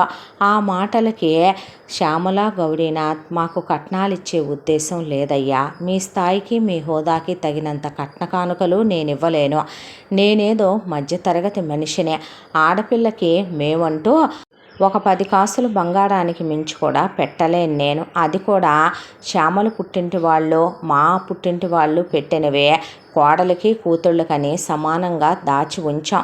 ఏదో ఒక 5 సవరుల్లో హారం, 2 సవరుల్లో గాజులు, ఒక 2 సవరుల్లో అమ్మాయికి ఒక నెక్లెస్, దానికి తోడు ఒక సెవరీలో అల్లుడికి ఒక గొలుసు మాత్రమే పెట్టగలిగిన వాళ్ళం మేము. మా స్తోమత, మా స్థాయికి మించి మేము అత్యాశ పడాలనుకోవటం లేదు. మీ అంత పెద్ద సంబంధానికి మేము తొలతూగలేం బాబు. మీ స్థితిగతులకి సరిసమానంగా ఉన్న అమ్మాయిలు మీ వదిన గారు లాంటి వాళ్ళు చాలామంది ఉంటారు, వెళ్ళి చూసుకో బాబు అని చెప్పేసి, ఇక మీరు వెళ్ళి రండి అన్నాడు ఆయన. అనేపాటికి ధాత్రి, జరగని వాటి గురించి ఎందుకు సార్ మాటలు అంటే, నేను చెప్పటం కంప్లీట్ అవ్వలేదు, నన్ను చెప్పనివ్వండి అంకుల్ అన్నాడు విరించి. ఏంటి అంటే, మీరు మా అమ్మ నాన్నల దగ్గర నేను చెప్పినట్టు చెప్పండి చాలు. ఏమని బాబు అంటే, మా అమ్మ నాన్న అడిగినంత కట్నం, అడిగినంత బంగారం, వాళ్ళు అడిగినంత, వాళ్ళు అడగంది కూడా నేను చెప్తాను, ఆ ప్రాపర్టీస్ వైజు ఏదైనా సరే ధాత్రికి ఇస్తాను అని చెప్పండి. ఎలా ఇస్తాం మేము అంది శ్యామల. నేను ఇస్తాను, అది మీరిచ్చినట్టుగా తిప్పి ధాత్రికి ఇవ్వండి. ఇది కరెక్ట్ కాదు బాబు, ఈ విషయం రేపైనా సరే మీ అమ్మా నాన్నలకి తెలిస్తే మా గురించి చాలా అసభ్యంగా అనుకునే ప్రమాదం ఉంది. ఆల్రెడీ పెద్దబ్బాయి ఒక అమ్మాయిని ప్రేమిస్తే ఆ అమ్మాయి కుటుంబంలో మీ వాళ్ళు ఎంత కీలకమైన పాత్ర పోషించకపోతే వాళ్ళ కుటుంబం అలా చిన్నాభిన్నం అయిపోయిందో నేను ఊహించలేని వాణ్ణి కాదు. మధ్యతరగతి మనిషినే తప్ప మనుషుల్ని బాగానే అంచనా వేయగలను. వద్దయ్యా, ఇలాంటివి జరగవు. అయ్యో అది కాదు అంకుల్, అంటే నీకు మాత్రం ఇప్పటికిప్పుడు అంత డబ్బులు ఎక్కడే అని అడిగాడు ఆయన. నేను వేరే బిజినెస్ పెట్టాను కదా అంకుల్, ఆ బిజినెస్ మీద వచ్చే ప్రాఫిట్స్లో నేను 50% సేవింగ్స్లో పెట్టుకుంటూ వచ్చాను. మీరెవరికి ఇస్తారు? నేనిచ్చినవే తిప్పి మళ్ళీ నా భార్యకేగా ఇస్తారు. నాకు గ్రాండ్గా ఎంగేజ్మెంటు పెళ్ళి చేసుకోవాలనుందే. మీరు ఆ ఖర్చులు భరిస్తున్నట్టుగా నేనిచ్చినయే తిప్పి మళ్ళీ మాకివ్వండి అంకుల్ అన్నాడు. అంటే వద్దయ్యా, నాకు ఇలాంటి ఇష్టం ఉండవు. రేపొద్దునైనా పోతే రాక మాటొచ్చుద్దన్నట్టు మీ వాళ్ళు ఏదైనా అంటే తీసుకునే మనిషిని కాదు అంకుల్. ప్రమాణం చేసి చెప్తున్నాను, మీ ఇద్దరికి నేనడ్డు, నా ప్రాణం అడ్డు. ఒక్క మాట కూడా మిమ్మల్ని అననివ్వను. అలాగే వాత్సల్య శ్రీనాథ్ జోలికి కూడా వాళ్ళు రారు. ధాత్రికైతే ఏదైనా ధాత్రి దాకా రావాలంటే నన్ను దాటే రావాలి అంకుల్ అని చెప్తే, ఏమనుకోవద్దు సార్, నాకే ఈ పెళ్ళి ఇష్టం లేదు. ఎందుకంటే ఆల్రెడీ మీ వాళ్ళ గురించి నాకు తెలియందేమీ కాదు, నేను చాలా వినే ఉన్నాను. ఫస్ట్లో మీ అమ్మా నాన్న గురించి విన్నాను, తర్వాత మీ అన్నయ్య గురించి, ఆయన ప్రేమ వ్యవహారం గురించి విన్నాను. ఇప్పుడు మీరే ఓపెన్ అయి చెప్పారు. తర్వాత మీ వదిన మీ అన్నయ్య లైఫ్లోకి రావటం, ఆయన ఆఫీస్కి అంకితం అయిపోవటం అది తెలుసు. దానికి తోడు రీసెంట్ టైమ్స్లో మీకు తెలియని విషయాలు కూడా కొన్ని నాకు తెలుసు. ఏంటవి అన్నాడు. మీ వదిన లావణ్య పుట్టింటి దగ్గర నుంచే దోచుకొచ్చి ఒకప్పుడు మీ అమ్మగారు ఎలాగైతే గనక పుట్టింటి దగ్గర నుంచి దోచుకొచ్చారో అలాగే ఆవిడ దోచుకురావటం మొదలు పెడితే, వాళ్ళ నాన్నగారు చాలా మంచి ఆయన. వాళ్ళ అన్నయ్య ఒక అమ్మాయిని ప్రేమించి పెళ్లి చేసుకుంటే ఆ అమ్మాయి లావణ్య వాళ్ళ నాన్నగారి దగ్గర కూర్చుని ఏంటిదంతా మామయ్య అని అడిగితే, లావణ్య వాళ్ళ అన్నయ్య ఇది కరెక్ట్ కాదు కదా నాన్నగారు అంటే, ఆయన ఆస్తి మొత్తం మిగతాదే కొడుకు పేరు మీద రాసేశాడు. ఇక దాంతో లావణ్య వాళ్ళమ్మ, నువ్వు నన్ను అడగకుండా రాశావు, నేను ఇంట్లో నుంచి వెళ్ళిపోతానంటే లావణ్య వాళ్ళ అమ్మ మీద చేయి చేసుకొని కూతురుతో సహా బయటికి పొమ్మనమని, లావణ్య పుట్టింటికి వస్తే ఆడపిల్లకి పెట్టాల్సింది పెట్టకుండా మొత్తం కొడుకు పెడతావా అంటే, ఈ తరం కోడలు కదా, ఆ రోజు మీ మేనత్తలు ఊరుకున్నట్టు మీ అమ్మను ఊరుకోలేక లావణ్య దవడ పగలగొట్టి మీ ఇంటికి పంపించటం, వచ్చి ఇలా అన్నారని మీ అమ్మా నాన్నలకి చెప్పటం. రోజులు మారాయి. ఆ రోజుల్లో నేను మా అమ్మా నాన్నని గ్రిప్పులో పెట్టుకున్నా, నువ్వు పెట్టుకోలేకపోయావని మీ అమ్మగారు అంటాం. నా వరకు నాకు అన్నీ తెలుసండి. అలాంటి కుటుంబంలోకి నేను వచ్చినా అలాంటి తోడికోడలతో అత్తమామలతో నేను ఉండలేను. నీకు నేను కదా ముఖ్యం. సార్, ఒక విషయం చెప్పమంటారా? మీరు ముఖ్యం అంటే నాకు అర్థం కాలేదండి. ఏ విధంగా మీరు మాత్రమే ముఖ్యం? ఒక ఆడపిల్ల పెళ్లి చేసుకొని వెళ్ళేటప్పుడు మనమేం విదేశాల్లో ఉండట్లేదు, మనం ఉండేది ఇక్కడే, అదే ఇంట్లో ఉండాలి. మీ అమ్మా నాన్నలు వేరు వెళ్ళినా ఊరుకోరు. ఇక అదే ఇంట్లో ఉంటూ ప్రతి క్షణం నేను అబద్ధాల్లో బ్రతకలేను. దినదినగండం నూరేళ్ళ ఆయుష్ అని వాళ్ళకెక్కడ నిజాలు తెలుస్తాయో, వాళ్ళు మిమ్మల్ని నన్ను ఎక్కడ విడదీస్తారో, నా పుట్టింటి వాళ్ళని ఎక్కడ ఏమంటారో అనే బాధతో భయంతో నేను బ్రతకలేను. నాకు నా తమ్ముడు చెల్లెలు రెస్పాన్సిబిలిటీ ఉంది. మా నాన్న చాలా కష్టపడి నన్ను MBA చదివించాడు. ఇక ఆ MBAకి ఒక సార్థకత కలిగించాలి నేను. కాబట్టే నా చెల్లెలు తమ్ముడు కోసం నేను దివారాత్రాలు కష్టపడుతూ మీ దగ్గర ఉద్యోగం చేస్తున్నాను. అది కాకుండా నేను ఇంట్లో చిన్న ఆన్లైన్ బిజినెస్ కూడా లేడీస్ థింగ్స్ పెట్టుకొని అమ్ముతున్నాను. ఇదంతా నా ఫ్యామిలీ కోసం నేను చేస్తున్నాను. మా నాన్నకి పెద్ద కూతురునైనా కొడుకునైనా నేనే అనుకుంటాను. నీ రెస్పాన్సిబిలిటీస్ నేను తీసుకుంటానురా. పెళ్ళయ్యాక ఇది నా ఫ్యామిలీ కాదా? వాళ్ళు నా అమ్మా నాన్నలు కాదా? నీ చెల్లెలు నా చెల్లెలు కాదా? నీ తమ్ముడు నా తమ్ముడు కాదా? కాదండి, వద్దు. మీ అన్నయ్యలాగా మీరు మీ అమ్మా నాన్నలకి ఎదురు చెప్పలేరు కాబట్టే మీ అమ్మా నాన్నలకి మీరు ఎదురు సమాధానం చెప్పే ధైర్యస్తుడు కాదు కాబట్టే వచ్చి డబ్బులతో రూపుమాపాలనుకుంటున్నారు. ఏదైనా వాళ్ళేదైనా అంటే మేము తీసుకోలేం, ప్లీజ్ సార్ మీరు వెళ్ళండి అందే. అన్న తర్వాత నేను వెళ్ళను, ఇక్కడే ఉంటాను అన్నాడు విరించి. యువర్ విష్, మీరు వెళ్ళనప్పుడు నేను ఆఫీస్కి వెళ్ళక్కర్లేదుగా అని ధాత్ర అలాగే కూర్చుందే. శ్యామల, గౌరీనాథ్ గౌరీనాథ్ చాలాసేపు చెప్పారు, వినయ్య వద్దయ్య అది ఇది అనే. అదే మీ కొడుకే అయితే మీరు ఎలా మాట్లాడతారా అనేసరికి వాళ్ళేం మాట్లాడలేకపోయారు. శ్యామలు భోజనం పెట్టడం మొదలుపెట్టింది. ఇలా నెల రోజుల పాటు ఆవిడ భోజనం పెట్టడం, పొద్దున్నే వెళ్ళటం, సాయంత్రం దాకా వాళ్ళ ఇంటి దగ్గరే కూర్చుంటున్నాడు బయట. ఇలా నెల గడిచాక తింటున్నాడు ఉంటున్నాడని మీ అమ్మాయి లైట్ తీసుకుంటుంది, నాకు భోజనం వద్దా అంటే అనేశాడు.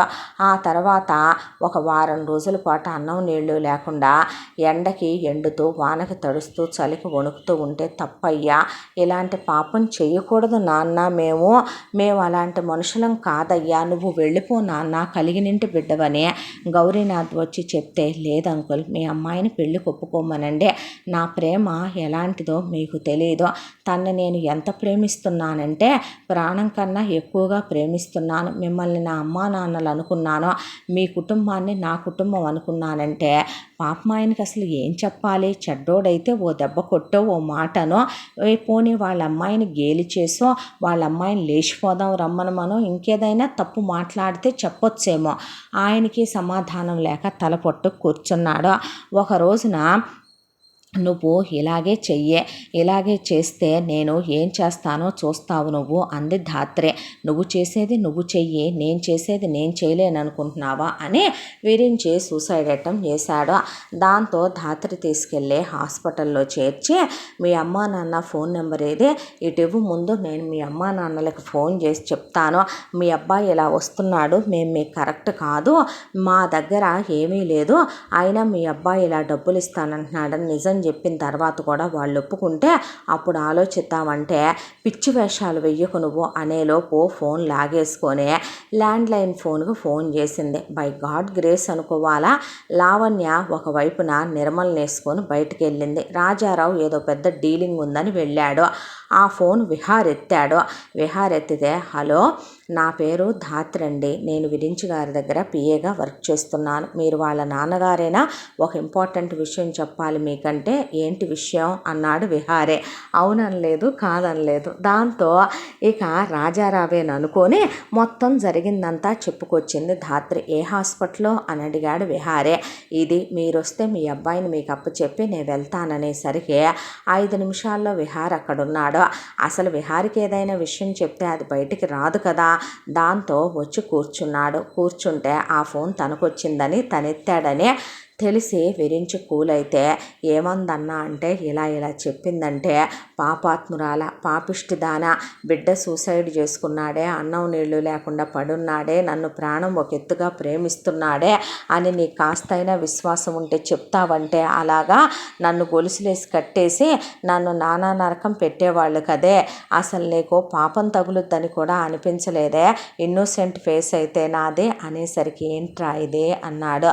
ప్రేమించేశానన్నా, వద్దు అనుకుంటూనే, ప్రేమించకూడదు అనుకుంటూనే, ప్రేమ నా బతుకులోకి కరెక్ట్ కాదనుకుంటూనే ఈ దెయ్యాన్ని చూశానా, మనసు పదే దీనివైపు లాగి ప్రేమించాను, తప్పో ఒప్పో తెలియదు, కావాలనిపిస్తుందన్నా, కానీ ఇది నన్ను కాల్తంతుందన్నా అని వాళ్ళ అన్నయ్యని వాటేసుకొని జరిగిందంతా చెప్పుకుంటే, ప్రేమ ఫలానా టైంలో ఫలానా వాళ్ళ మీద ఫలానా క్షణంలోనే కలగాలన్నదే ఏమీ లేదు గారా అనేసేసరికి, విహారి నా తమ్ముడు చాలా మంచోడు, నిన్ను చాలా ప్రేమగా చూసుకుంటాడు, ఆ రోజున నేను ఒక తప్పు చేశాను, ఒక అమ్మాయిని ప్రేమించే నేను ఆ విషయం ఏదో తెలిసి తెలియని వయసులో ఉడుకుమోతనంలో చదువైపోగానే తను పెళ్లి చేసుకొని ఏదో లైఫ్ స్టార్ట్ చేసి సంతోషంగా ఉండాలనే, మా అమ్మ నాన్నలు మా మంచి కోరతారనే దాంతో నేనే టంగు స్లిప్ అయి చెప్పేశాను. ఆ రోజు నాకు వీడుకున్న ఆర్థిక స్వతంత్రత లేక నా మేఘన్న పోగొట్టుకున్నాను.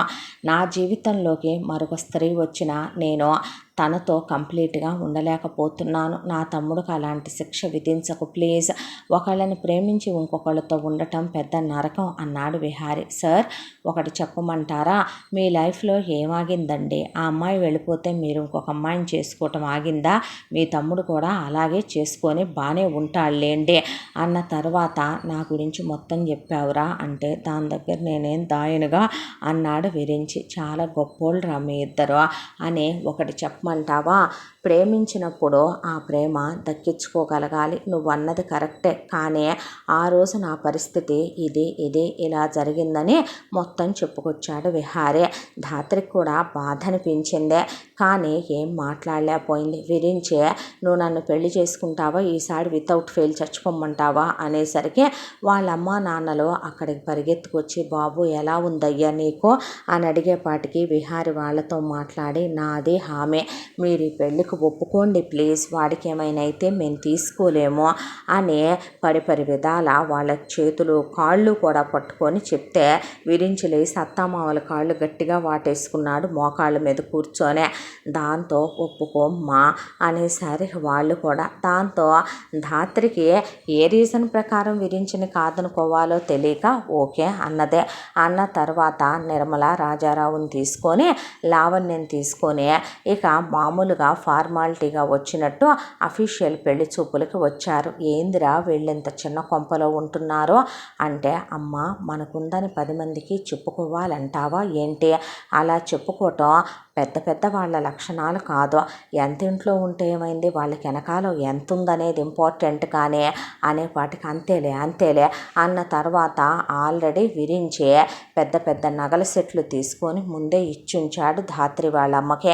అయ్యేసి ఖరీదైన పట్టుచీర కట్టి పిల్లను కూర్చోబెడితే, ఒరే ఆ నగలన్నీ బంగారమేనా, పిల్లకి మనం అడిగినంత పెడతారా, నేను గీటరా వేసి చూసుకుంటాను రోయ్ అన్నాడు రాజారావు. వేసి చూసుకున్నా ఒరిజినల్ బంగారమే అని చెప్పాడు విరించే.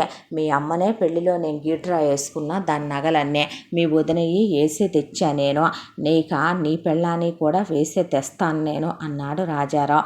తర్వాత పిల్లదే ఉందిలేండి, చూడటానికి బాగానే ఉంది, చదువు ఉంది, ఓకే, ఇక ఇప్పుడు మీరేమిస్తారో చెప్తే అన్న మాటకి ముందు మీరేమనుకుంటున్నారో చెప్పండి అన్నారు వాళ్ళు మూడు పెళ్ళాలు.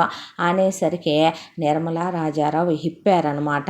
ఇక మా కట్నం ఇంత క్యాష్ కావాలి, మాకు ప్రాపర్టీల వైజ్గా ఏం పెడదాం అనుకుంటున్నారు ఏంటి అంటే, విరించి ఏదైతే చెప్పమన్నాడో యాస్టీజ్ అదే చెప్పి ఎంగేజ్మెంట్ ఖర్చులు మావే, పెళ్లి ఖర్చులు మావే అని మొత్తం ఆయన ఇంత బంగారం పెడతా, ఇంత వెండిస్తా, ఇన్ని పట్టు చీరలు పెడతా, ఇన్ని లాంఛనాలు ఇస్తానని వీళ్ళు అడక్కముందే చెప్పేసరికి భేషో ఇంకే అంత పెడతానంటే అనేసరికి ఏంటి సింప్లిసిటీనా అంద లావణ్య ధాత్రిని. ధాత్రి జస్ట్ స్మైల్ ఇచ్చి మెలకుండా కూర్చుందే. చెల్లెలు తమ్ముడికి విరించి తెచ్చిన ఖరీదైన బట్టలు వేసుకున్నారు ఆ పిల్లలు. శ్యామల గౌరీనాథ్ మంచి బట్టలు కట్టుకొని కూర్చునేపాటికి పర్లేదు ఉన్నట్టుంది బాగానే, కాతే పేనాసి మందలాగున్నారు అనుకున్నారు వీళ్ళు. అలా అనుకోవటమే మంచిదిలే అనుకున్న తర్వాత సరే నిశ్చితార్థానికి ఏర్పాట్లు చేసి కబురు పెట్టమని వచ్చేసారు. వచ్చిన తర్వాత విరించి డ్రా చేసి డబ్బులు మామగారికి ఇచ్చి ఫంక్షన్ హాలు, క్యాటరింగు, దాంతోపాటు ఎంగేజ్మెంట్ రింగ్స్, ఎంగేజ్మెంట్కి కావలసిన బట్టలు, ఎంగేజ్మెంట్కి కావలసిన నగలు మొత్తం ధాత్రిని తీసుకెళ్ళి కొనిపెట్టించాడు. ధాత్రికి విరించి మంచితనాన్ని కొలవాలంటే నిజానికి ఆకాశం సరిపోదేమో, కానీ అలాంటి అమ్మా నాన్నలకి ఇలాంటి పిల్లల్ని ఎలా ఇస్తాడా దేవుడు అనుకున్నారు శ్యామల గౌరీనాథ్ కూడా. ఆ తర్వాత చాలా గ్రాండ్గా పెళ్లి జరిపించేశారు. పెళ్ళి అయిపోయిన తర్వాత ఫస్ట్ నైట్ ఏర్పాట్లు. ఫస్ట్ నైట్ రోజున భార్యని దగ్గరికి తీసుకోబోయాడు విరించే. అబ్బాలే చిరాకుగా విసుగ్గా అంటే ఏమైంది అన్నాడు. ఏమవటం ఏంటి, ఇప్పుడు నువ్వు తీసుకొచ్చి పెట్టిన ఇంత పెద్ద ప్రాబ్లం మీ అమ్మ నాన్న ఎక్కడ మళ్ళీ తెలిసి మా అమ్మ నాన్న ఏమంటారోనని ఒక టెన్షన్, దానికి తోడు నేను ఖాళీగా ఉండాలనుకోవట్లేదు విరించి, ఏదైనా చేసుకుందాం అనుకుంటున్నాను. చెల్లి తమ్ముడు రెస్పాన్సిబిలిటీ నా మీద ఉంది కదా, నేను ఇప్పుడే వీటన్నిటికీ రెడీగా లేను అంటే, అదేంటి నన్ను దూరం పెట్టడం, ఇందుకే చేసుకున్నావా ఏంటి పెళ్ళి నువ్వు అంటే, అదేంటి ఇందుకు కూడా కలిపి కాదా చేసుకునేది, లవ్లో ఇది కూడా పార్ట్ ఆఫ్ లైఫ్ కాదంటావా అనే పాటికి అరవకుండా పడుకో అందే.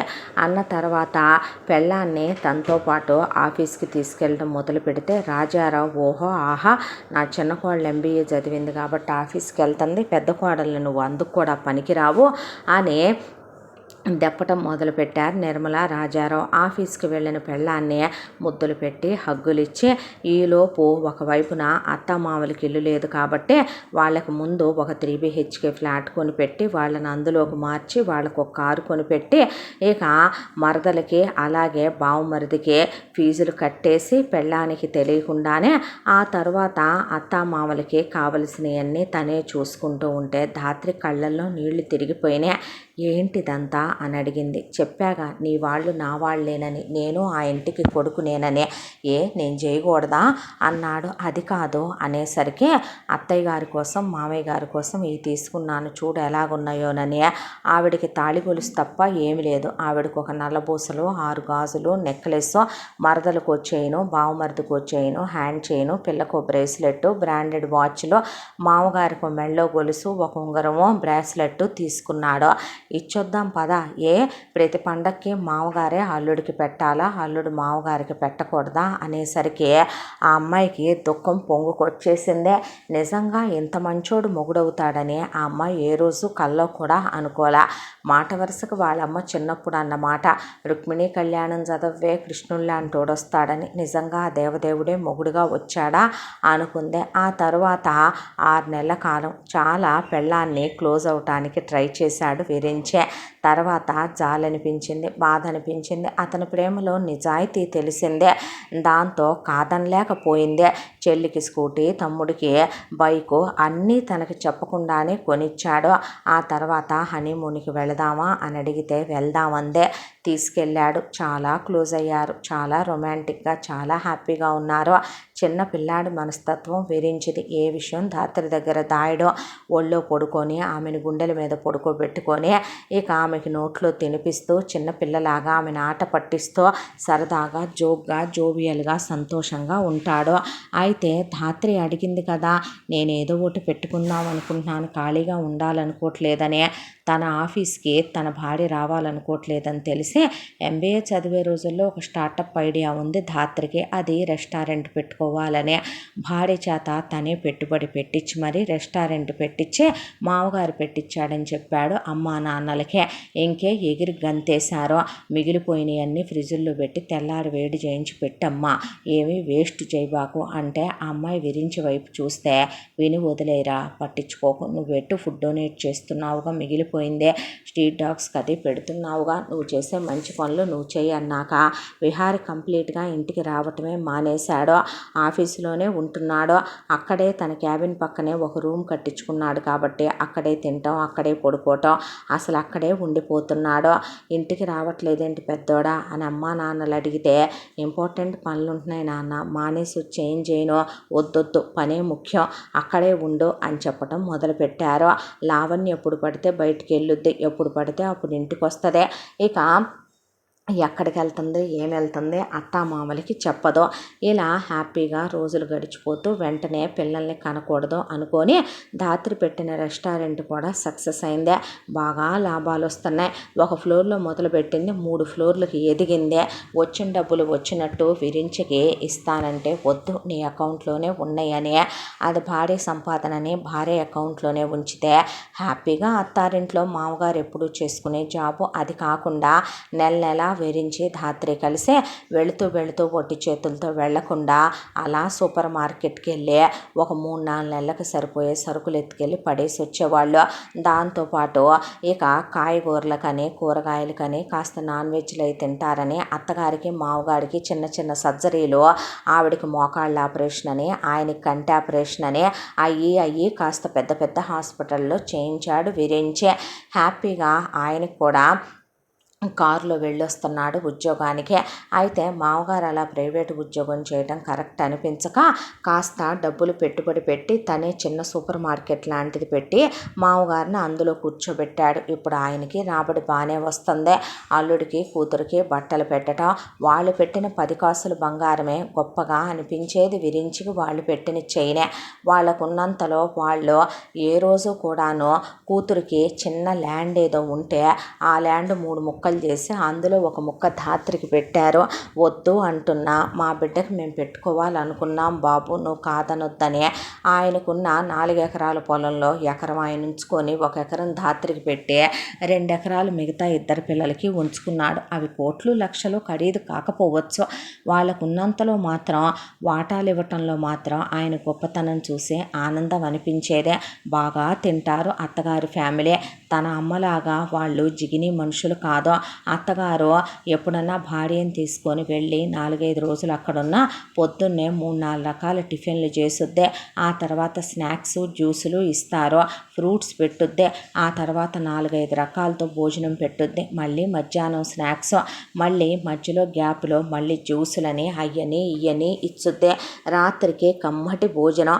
అల్లుడిని కొడుకులానే ఎంతో ప్రేమగా చూసుకుంటారు. విరించి వాళ్ళ ఫ్యామిలీలో ఒకడిగా ఒక కొడుకుగా కలిసిపోయాడు. ఇలా హ్యాపీగా రోజులు గడిచిపోతూ ఉండగా ధాత్రి చెల్లెలు వాత్సల్య చదువు అయిపోయింది. అయితే ధాత్రి తమ్ముడి చదువు అయిపోయిందే.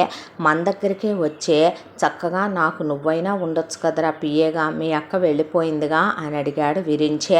లేదంట నాన్న, కొన్ని రోజుల పాటు ఊరి మీద అచ్చుపోసిన అంబూతలాగా తిరిగి రావాలంట, ట్రిప్పులకి వెళ్ళి అప్పుడు జారుతాడంట ఉద్యోగంలో. పోనీలే అత్తమ్మ, వెళ్ళి రానివ్వండిలే మావయ్య, ఎక్కడికి వెళదాం అనుకుంటున్నావురా అంటే అక్క ట్రిప్పు ఇక్కడ ట్రిప్పు అని చెప్పుకొచ్చాడు.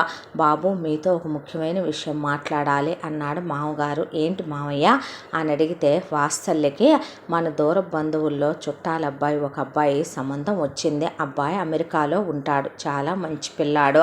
అబ్బాయి ఎప్పుడో దీన్ని చూసి ఏనాడో ఇష్టపడ్డాడంట. ఆ విషయం చెప్పాలంటే ఇన్నాళ్ళు మొహమాటం అడ్డొచ్చి ఇది చదువుతుందనే విషయం ఒకటే, దాంతో చెప్పలేకపోయాడంట. నాకు మేనల్లుడి వరసే అవుతాడు, దీనికి బావ వరసే అవుతాడు. వాళ్ళు కబురు పంపారు, ఈ ఆదివారం రోజున దీన్ని చూసుకోవటానికి వస్తామన్నారయ్యా అని మామగారు చెప్పాడు. కానీ కట్నం వద్దన్నారు, పిల్లనిచ్చి చేస్తే చాలన్నారు. ఆ అబ్బాయికి వాత్సల్య అంత నచ్చిందంట అనేపాటికే, అంతకన్నా నా మామగారు మంచోళ్ళైతే కాదనుకుంటామా, నేను పై ఎత్తున మిగతా విషయాలు కనుక్కుంటానులేండి రమ్మనమనే వాళ్ళు వచ్చేలోపే ఎంక్వైరీ చేయటం అయిపోయింది వాళ్ళ గురించి. అబ్బాయి నిజంగానే చాలా చాలా మంచోడు. ఇక వాళ్ళు ఆదివారం రోజున విరించి ధాత్రిని తీసుకొని మా అత్తారింటికి వెళ్తున్నాను, మరదలకి ఇలాగ విషయం అని అమ్మా నాన్నలకి చెప్పి వచ్చాడు. ఆ అబ్బాయి వచ్చి వాత్సల్యం చూసుకొని ఇద్దరు మాట్లాడుకున్నారు, ఓకే అనుకున్నారు. ఆ తర్వాత నేను ఒకేసారి పెళ్ళైన తర్వాతే తన్ని తీసుకొని అబ్రాడ్ వెళ్ళిపోతానని, ఈలోపు పాస్పోర్ట్ పనులై చేయించుకుంటానని, ఇక ఎంగేజ్మెంట్కి ముహూర్తాలు పెట్టించి ఎంగేజ్మెంట్ ఖర్చులు కూడా మావేననే, వాళ్ళు కోడలికి ఎంగేజ్మెంట్కి నగలు పెట్టారు, పెళ్లి షాపింగ్ అది తర్వాత చేసుకుందాం అని చెప్పి వాళ్ళు చెప్పి మరీ వెళ్ళారు. వాళ్ళు అంత ప్రిపేర్డ్గా ఉన్నారని నవ్వొచ్చింది విరించకే. ఆ తర్వాత ఏంటో ఆడపిల్ల పెళ్ళంటే కాళ్ళు చేతులు వణుకొచ్చేసి కంగారు వచ్చేస్తుంది బాబు అనేసింది శ్యామల. ఎందుకత్తమ్మా అంటే గౌరీనాథ్ కూడా టెన్షన్ పడిపోతున్నాడు. ఎందుకు మామగారు అంత కంగారు పడుతున్నారు, నేను లేనా మీకు అని విరించంటే ఎంగేజ్మెంట్ 10 రోజుల్లోనే అన్నారయ్యా, అందుకే టెన్షన్గా ఉంది అంటే నేనెక్కడికి వెళ్ళను, ఈ 10 రోజుల పాటు ఇక్కడే ఉంటా. ఇక్కడ అందే ధాత్రే. అవును 3 రోజులు ముందొద్దాంగా, ఎందుకు ఇన్ని రోజులు అందే. ఏమైంది, ఉంటే నా అత్తారిల్లు నేనుంటాను, ఏ ఉండకూడదా అని ధాత్రి వద్దంటున్నా విరించి అక్కడే ఉండిపోయాడు. ఇలా వారం రోజుల్లోనే మొత్తం ఏర్పాట్లన్నీ రెడీ అయిపోయి ఇంకొక 4-5 రోజుల్లో ఎంగేజ్మెంట్కి ముహూర్తం కూడా ఖరారైపోయింది. ఖరారైపోయి కబుర్లు కూడా అయిపోయినాయి.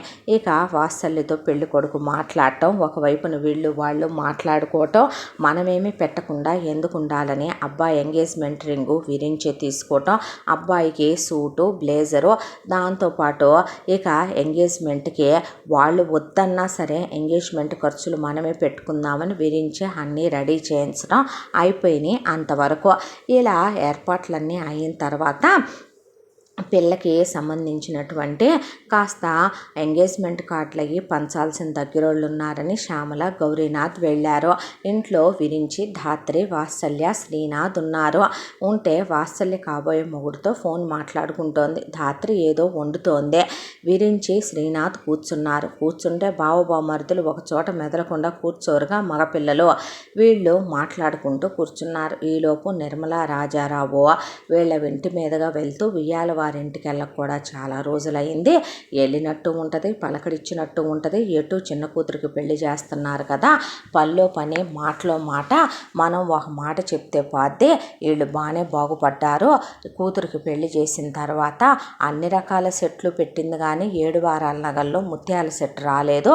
ఏదో ఒక వ్రతం కావించి దానికి పెట్టాలని చెప్పి మరీ వద్దాం పదమనమని మొగుడు పెళ్ళాము కరెక్ట్గా అక్కడికి వచ్చి ఇక వీళ్ళు ఏమాత్రం సౌండ్ లేకుండా చెప్పులు కూడా సౌండ్ కాకుండా నడిచే అలవాటు ఉంది నిర్మలకి రాజారావుకే. కరెక్ట్గా వీళ్ళు వచ్చే టైంకే శ్రీనాథు నీ అంత గొప్పోళ్ళు చాలా అరుదుగా ఉంటారు బావా, నువ్వు నిజంగా ఎంత గొప్పవాడివి కాకపోతే నువ్వు మా అక్క నీ దగ్గర పిఏగా చేరితే మా అక్కని ప్రాణం కన్నా ఎక్కువగా ప్రేమించి తనకు కూడా చెప్పకుండా మా అమ్మ నాన్నల్ని ఇలా అడిగావని, మా ఇంటి ముందు ఇలా పడున్నావని, మా అక్క కోసం సూసైడ్ అటెంప్ట్ చేశావని, మీ అన్నయ్య వచ్చి ఎంత ఇనిషియేటివ్ తీసుకొని మాట్లాడాడని, ఆ తర్వాత నువ్వే డబ్బు ఇచ్చి అయ్యి మా డబ్బులు అన్నట్టు చెప్పించావంటే నువ్వెంత గొప్పోడివని, మీ అమ్మ నాన్నల దగ్గర మా అమ్మ నాన్నల్ని ఈ రోజుకి మాట రానియకుండా విషయం దాచావని, మా మంచి చెళ్ళు నువ్వే చూసావని, మా చదువులు నువ్వు లేకపోతే అంత పెద్ద కాలేజీల్లో అయ్యుండే కాదని, ఇప్పటికే అక్క ఎంగేజ్మెంట్ బాధ్యత నీ మీదే వేసుకున్నావని, అక్క చేత నువ్వే రెస్టారెంట్ పెట్టించావని, నీ అంత గొప్పోళ్ళు ఉండరని. కానీ బావ చాలా తెలివైనోడివి నువ్వు, మాటలతో బూర్లు వండేస్తావు, అలా మాటలు చెప్పే నమ్మించగలగటం కూడా గొప్ప విషయం కాదు అని శ్రీనాథ్ అంటుంటే అదంతా ధాత్రి మీద నాకున్న ప్రేమ. ఒక విషయం చెప్పమంటావా, డబ్బు అనేది మనిషి బ్రతకటానికి అవసరమైనంత ఉండాలి, సేవింగ్స్ ఉండాలి, తప్పు లేదు. అందుకు ఎదుటి వాళ్ళ రక్తం పిండుకొని తాగటం కరెక్ట్ కాదు. ప్రేమించిన వాళ్ళని పెళ్లి చేసుకోకపోతే జీవితాలు ఎలా ఉంటాయో కళ్ళెదురుగా ఎగ్జాంపుల్స్ కనిపిస్తూ ఉన్నప్పుడు కూడా మనం అలా ఉండకూడదు అని మాట్లాడుతూ ఉండగానే నిర్మల రాజారావు తలుపులు తన్ని లోపలికి వచ్చి శభాష్ అనే రాజారావు ఏదో మాట్లాడబోయేలోపు అందరూ లేచి నుంచున్నారు. ఈలోపు శ్యామల గౌరీనాథ్ వచ్చారు. వాత్సల్య ఫోన్ మాట్లాడేది పెట్టేసిందే. ఇక నువ్వున్నావు చూసావా అనే గౌరీనాథ్ అనబోతే నాన్న తగ్గిచ్చేయాలి, గొంతు తగ్గిచ్చేయాలి. ఇక నిర్మల నువ్వు అని శ్యామల్ని అనబోతే మా నోరు ఆపేయాలి ఇక్కడ ఏదున్నా సరే వాళ్ళ మీద ఇంత కూడా రానివ్వనని నేను నా అత్త మామలకి మాట ఇచ్చాను, వాళ్ళ నా అమ్మ నాన్నలతో సమానం, ఇది ఉందే అని ధాత్రిని అనబోతే అసలు మీరు తను ఏదన్నా సరే నేను ఊరుకునే క్వశ్చనే లేదు, ఇంటికి వెళ్ళి మాట్లాడుకుందాం ఏదున్నా కూడానని ఇంటికి వచ్చారు. కారులో మాట పలుకు లేదు ధాత్రికి. విరించికి అర్థమైందే ధాత్రి ఇప్పుడు ఏ చిన్న డిస్టర్బెన్స్ వచ్చినా తన లైఫ్లో నుంచి వెళ్ళిపోవటానికి సిద్ధంగా ఉంది. అమ్మ నాన్నలు వదిన మాట అంటే పడదు ధాత్రిని తనకి తెలుసు.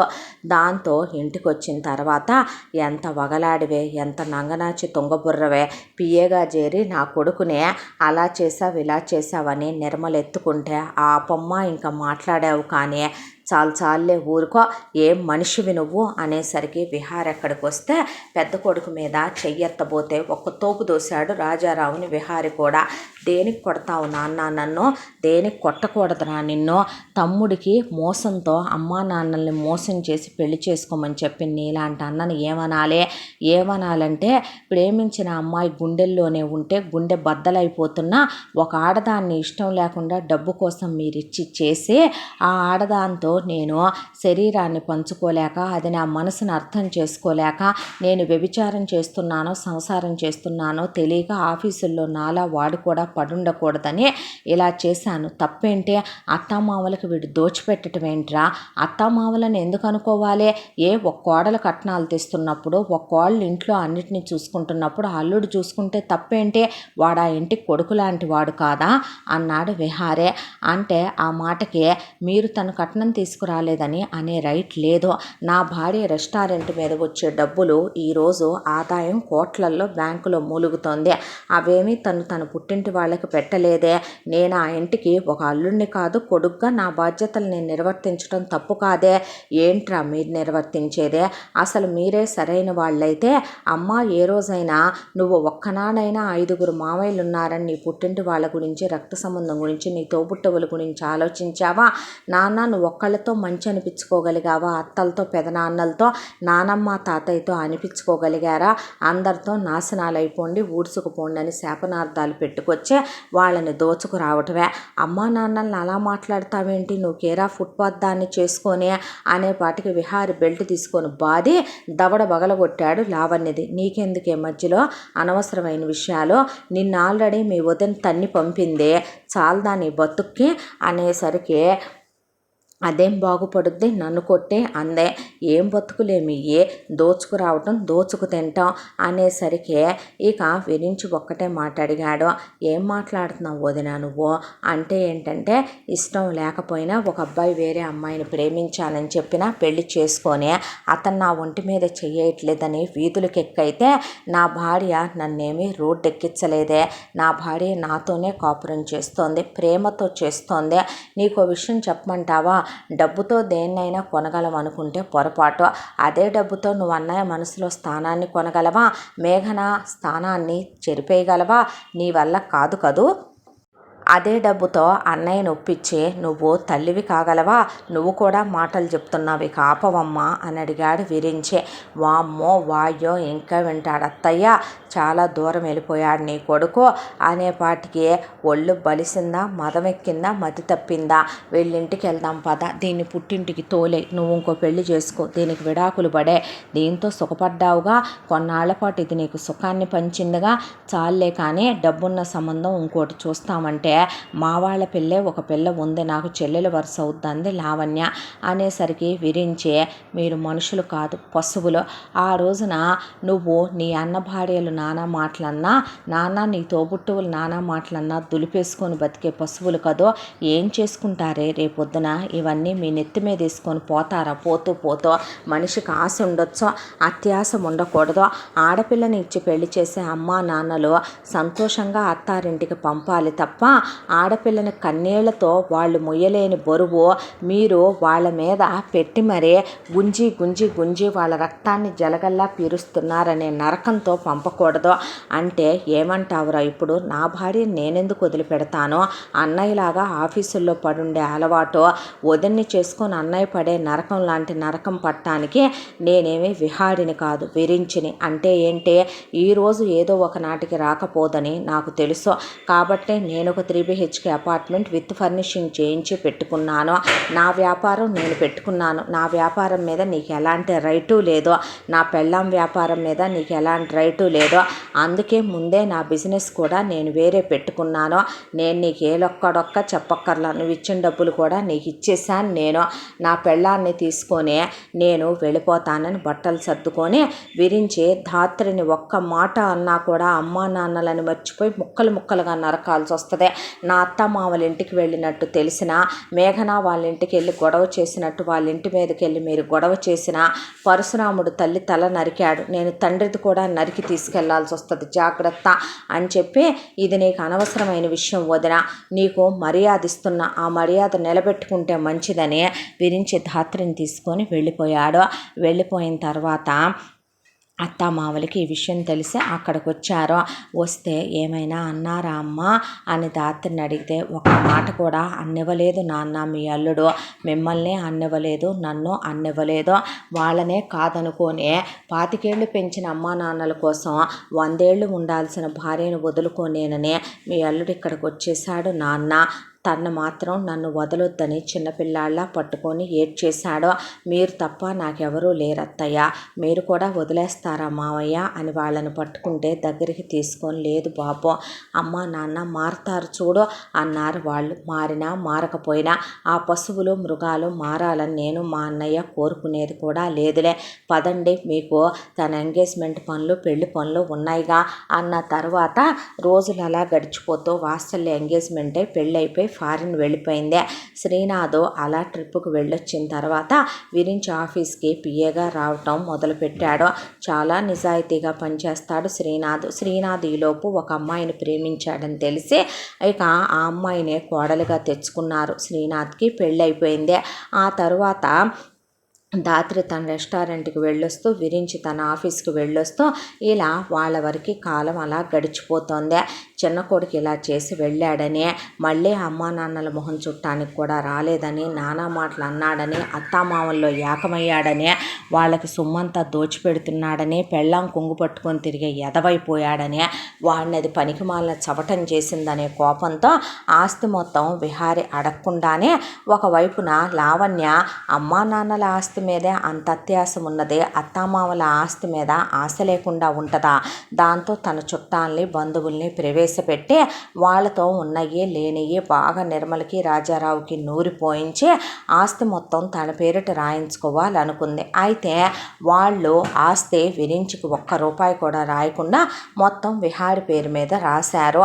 విహారి ఏం పనులు ఇవని అనిపించినా ఏమీ మాట్లాడకుండా మెదలకుండా ఊరుకున్నాడు. ఆ తర్వాత లావణ్య మొగుడు పేరు మీద ఉంటే అది తనది కాదా ఏంటి, ఎక్కడికి పోద్ది, రేపైనా వాడు నాకు పెట్టక ఎవడికి పెడతాడులే అని ధీమాగా ఉండి ఆ తర్వాత రాజారావు రిటైర్మెంట్ ఫంక్షన్ అయిపోయింది. ఆ తర్వాత రాజారావు రిటైర్ అయ్యాడు. రాజారావు రిటైర్ అవ్వటమేమో కానీ ఇక రాజారావు నిర్మల కలిసే ఒకసారి బయటికి వెళ్ళొస్తూ ఉండగా యాక్సిడెంట్ అయింది. యాక్సిడెంట్ అయిన రాజారావు మంచంలో పడ్డాడు. ఆపరేషన్ చేయించమని అడిగితే విహారిని చేయించడానికి వీలు లేదంది లావణ్య. అదేంట్రా దాని మాట వింటావంటే, మరి తన మాటే వినమన్నారుగా, తన్నే చేసుకోమన్నారుగా, తన్ని గదిలోకి వెళ్ళి కాపురం చేసి సుఖపెట్టమని కూడా మీరే చెప్పారుగా, ఇప్పుడు తను వద్దంటుంది, మరి నా భార్య చెప్పిందే నేను వినాలిగా అనేశాడు విహారే. దాంతో ఉన్నది మొత్తం ఊడిసి మీకే పెట్టావురా, మేమంటూ ఒక్క రూపాయి ఎంచుకోలేదు అంది నిర్మల. ఎవడు పెట్టమన్నాడు, నువ్వు ఒక రోజున అడిగావుగా మామయ్యల్నే, ఎవడు పెట్టమన్నాడు అమ్మమ్మ తాతయ్యని, పెడితే ఎవడైనా తీసుకుంటాడని, నువ్వు పెట్టావు కాబట్టే మరి నేను తీసుకోవాల్సి వచ్చింది, నువ్వు పెట్టకపోతే నేను తీసుకునేవాడిని కాదుగా అనేశాడు విహారే. అనేపాటికి చేసేదేమీ లేక రిటైర్మెంట్ డబ్బులు వచ్చాయి కాబట్టి రాజారావు అవి పెట్టి చివరికి పెన్షన్ మీద కూడా లోన్ పెట్టుకొని ఇక ప్రావిడెంట్ ఫండ్ డబ్బులతో సహా మొత్తం ఖర్చు పెట్టి ముందు రాజారావుకి ట్రీట్మెంట్ చేయించింది నిర్మల. ఆ తర్వాత ఇంటికి తీసుకొచ్చింది మొగుడినే. పెన్షను కొద్దిపాటి పెన్షన్ వస్తుంది, మందుల ఖర్చులకు సరిపోతుంది. కోడలు ఒకవైపున ఇంట్లో పని వాళ్ళని తీసేసింది. కోడల్లో బాగా మార్పు వచ్చింది. అత్తను ఏమే అంటాం ఉసే అంటాం, మొగుడిని ఒకవైపున విహారి ఆఫీసులోనే ఉండి ఇంటికి రావట్లేదు కాబట్టి ఇంటికి అడ్డమైన మగాళ్ళని పిలిపించుకోవటం, గదుల్లోకి వెళ్ళటం, వాళ్ళతో ఫిజికల్గా కలవటం, అత్తామామ ఏంటని అడిగితే వాళ్ళ మీద చేయి చేసుకోవటం, మీ పెద్ద కొడుకు మరి నా కడుపు చేయట్లేదు, నన్ను సుఖపెట్టట్లేదు, నాకు పెళ్ళికి ముందు చాలామందితో ఎఫ్ఐఆర్లు ఉన్నాయి కాబట్టే మీరు అడిగినంత కట్నం ఇచ్చే నాకు 6 బావలు ఉన్నారు, వాళ్ళెవరూ నన్ను చేసుకొని అన్నారు కాబట్టే మీకు డబ్బులు ఇస్తే చాలనే దాంతో మమ్మ డబ్బులతో కడిగేసి పెళ్లి చేసిందే. అయినా మూసుకొని ఉండాలి, ఎగస్ట్రాలు మాట్లాడితే పళ్ళు రాలిపోతాయి, నేనంత కట్నం తీసుకొచ్చినప్పుడు నువ్వు నోరెత్తితే నేను ఊరుకుంటాను అనుకుంటున్నావా అనే అత్తామామల్ని నోరు మూయించి చివరికి వాళ్ళకి తిండి పెట్టకుండా, మందులు ఇప్పించకుండా, అన్నం నీళ్లు లేకుండా అస్థిపంజరాల్లాగా తయారు చేసేసిందే.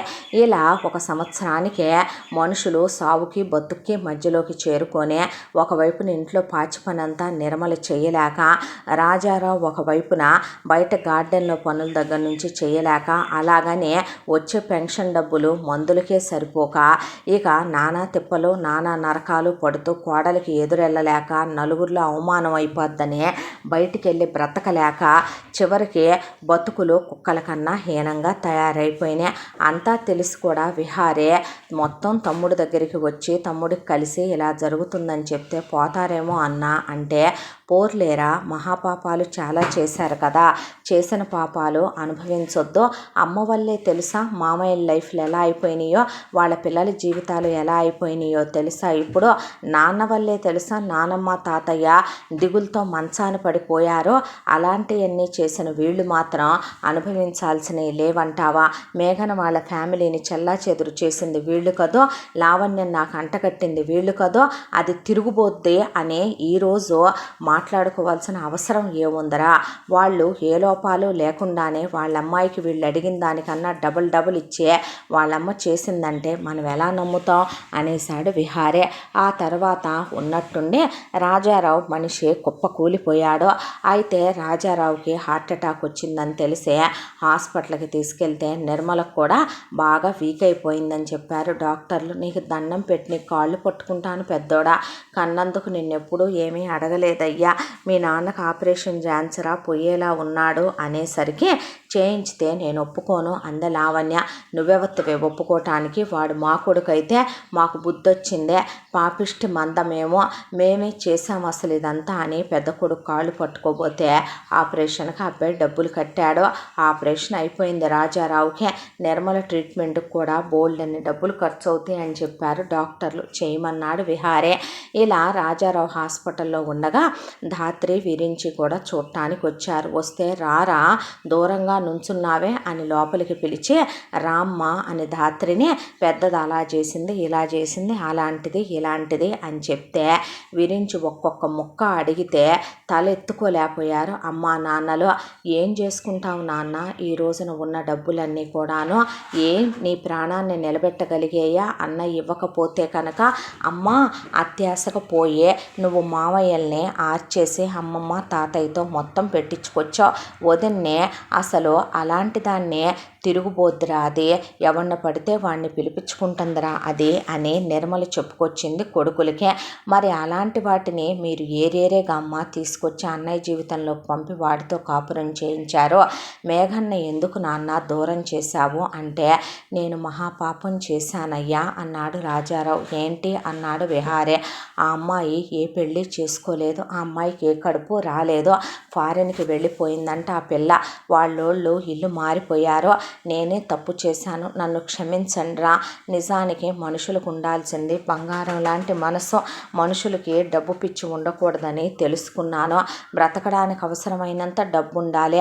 మన కష్టాల్లో ఆదుకునే మన అనేవాళ్ళు ఉంటే అదే నిజమైన సంతోషం అని జీవితంలో తెలుసుకోలేకపోయానయ్యా, నన్ను క్షమించండి అని అమ్మా నాన్న కాళ్ళు పట్టుకోబోయారు కొడుకులే కోడలే. దాంతో ఆ తర్వాత నేను దాంతో కాపురం చెయ్యను నాన్న అన్నాడు విహారే. వద్దయ్యా, నీకు ఏది నచ్చితే అదే చేయి అన్నారు అమ్మా నాన్నలు. లాయర్తో మాట్లాడి లావణ్య నేను డివోర్స్ ఇవ్వనంది. చెత్త కొట్టేసి లావణ్యని ఇంట్లో నుంచి గెంటి పడేసి కోర్టులో ఆల్రెడీ అడ్డమైన మగాళ్ళని ఇంటికి పిలిపించటాలు, అడ్డమైన పనులు చేయటాలు ఇవన్నీ ప్రూవ్ అయ్యి మ్యూచువల్కి అప్లై చేసేసి విహారీ విడాకులు తీసేసుకున్నాడు. ఇక ఆ తర్వాత మళ్ళీ చిన్న కొడుకు కోడలు కాళ్ళు పట్టుకొని ఇంటికి తీసుకొచ్చుకున్నారు. తీసుకొచ్చుకున్నాక విరించి తన ఆఫీస్కి వెళ్ళిపోవటం, ధాత్రి తన రెస్టారెంట్కి వెళ్ళిపోవటం, శ్యామల గౌరీనాథ్ కూడా క్షమాపణలు చెప్పి వాత్సల్య శ్రీనాథ్ కూడా సారీ చెప్పారు నిర్మల రాజారావు. అంత దాంట్లో విహారీ లైఫ్ ఏంటో అర్థం కావటం లేదో. ఒక అమ్మాయిని ప్రేమించాడు, ఒక పెళ్ళయింది, ఇప్పుడు తను సెకండ్ హ్యాండ్ గాడు. పై ఎత్తున డివోర్స్ అనే ముద్ర ఒకటి. మనిషి బాగా కుంగిపోయాడు విహారే. విరించి ధాత్రి చూడలేకపోయారు. నిర్మల రాజారావుకి పెద్ద పిల్లాడి జీవితం ఏంటో అర్థం కాక దిగుల్లో కూరుకుపోయారు మొగుడు పెళ్ళాం. ఒకప్పుడు ఏ డబ్బుల కోసమైతే ఎంత చేశారో ఆ డబ్బు ఉండి కూడా పిల్లల జీవితాల్లో సంతోషాలు నింపలేకపోయిందని నిర్మల తన అన్నల దగ్గరికి వెళ్ళి క్షమించమని అడిగిందే. అమ్మా నాన్నలు అన్నలకు రావాల్సిన వాటాలు తనకి పెట్టిని తిప్పి వాళ్ళకి ఇచ్చేసి వచ్చిందే. రాజారావు అమ్మా నాన్నల సమాధుల దగ్గరికి వెళ్ళి పొగిలి ఏడ్చాడు. తన అన్నదమ్ములకి అక్క చెల్లెళ్ళకి క్షమాపణలు చెప్పొచ్చాడు. వాళ్ళతో మళ్ళీ బంధుత్వాలు కలుపుకొని వచ్చారు. ఆ తర్వాత ఇక ఒక్కటే అనుకున్నారు విరించి ధాత్రే, మేఘన వాళ్ళ కోసం వెతికిస్తే పోద్దన్నా అనే విహారితో. అలా వెతుకుతూ పోతే మేఘన వాళ్ళ ఫ్యామిలీ ఎక్కడుంటున్నారో తెలిసిందే. విహారీ వాళ్ళు అక్కడికి వెళ్తే నిర్మల రాజారావు వాళ్ళ కాళ్ళు పట్టుకుంటామని క్షమాపణలు అడిగి పిల్ల ఏమైపోయింది, ఎక్కడికి వెళ్ళిపోయింది, మేమే తప్పులు చేశామని అడిగితే మేఘన వాళ్ళ అమ్మ చెప్పింది పిల్ల మళ్ళీ పెళ్లి చేసుకోనందయ్యా, ఇలా ఫారెన్కి వెళ్ళిపోయిందే, అక్కడికి వెళ్ళి ఎంఎస్ చేసి ఉద్యోగం చేస్తూ డబ్బులు పంపుతోంది మాకు. తర్వాత చెల్లెలకి తమ్ముడికి చదువులు అయిపోయి పెళ్ళిళ్ళు చేసి వాళ్ళని సెటిల్ చేసి మమ్మల్ని సెటిల్ చేసిందే. దాని బ్రతుకు మాత్రం అలాగే ఉండిపోయిందయ్యా అని చెప్పుకొచ్చారు వాళ్ళు. దాంతో అన్న, ఇప్పుడు నీ ప్రేమను గెలిపించుకోవాలంటే 7 సముద్రాలు దాటి నువ్వు వెళ్ళాల్సిందే. తను ఇంకా పెళ్లి చేసుకోలా, ఎవరిని ప్రేమించలా. నిజమైన ప్రేమ తన్నే ఇంకా అలాగే ఆపే ఉంచిందన్నా అన్నాడు విరించి. దాంతో మేఘన ఎక్కడుంటుందో అడ్రస్ ఫోన్ నెంబర్ కనుక్కొని విహారి అమెరికాకి వెళ్ళి మేఘన ఉండే ఇంటి దగ్గరికి వెళ్ళి బెల్లు కొట్టాడు. తలుపు తీయగానే ఎదురుగా విహారిని చూస్తే పిచ్చి అవతారం పడిపోయి గడ్డాలు పెరిగిపోయి పిచ్చోళ్ళ తయారైపోయాడు. ఆ తర్వాత మేఘన కళ్ళల్లో నీళ్లు తిరిగిపోయి అటు తిరిగిపోయాక లోపలికి వచ్చి మేఘన కాళ్ళు పట్టుకొని జరిగిందంతా చెప్పి తప్పైపోయిందని, ఆ రోజు అసలు నేను నీ దగ్గరికే వద్దామనుకున్నానని, ఇలా జరిగిందని, తర్వాత లైఫ్లో జరిగిన ఒక్కటి కూడా దాచకుండా మొత్తం చెప్పాడు. చెప్పిన తర్వాత ఇప్పుడు ఏం చేయమంటావు నన్ను అని అడిగితే నేను సెకండ్ హ్యాండ్ గాడినని నన్ను అంటావంటే అన్నాళ్ళ మన ప్రేమని మర్చిపోతావురా నువ్వు. ఎప్పుడూ హ్యాపీగా లేనురా నువ్వు నా లైఫ్లో లేనప్పుడు. ప్రమాణం చేసి చెప్తున్నానే నేను నీకు అని ఆ అమ్మాయిని హక్ చేసుకొని వెక్కి వెక్కి ఏడ్చాడు ఒళ్ళో పడుకొని. జాలనిపించింది, బాధ అనిపించింది. ఒకప్పుడు ప్రేమించింది, మనసు పంచుకుందే. అలాంటి వాడిని ఏ వంకతో కాదనగలదో. మేఘన వాళ్ళ అమ్మా నాన్న కూడా విహారి చేసుకుంటానంటే రెండో సంబంధం అని కూడా ఆలోచించదలుచుకోలే.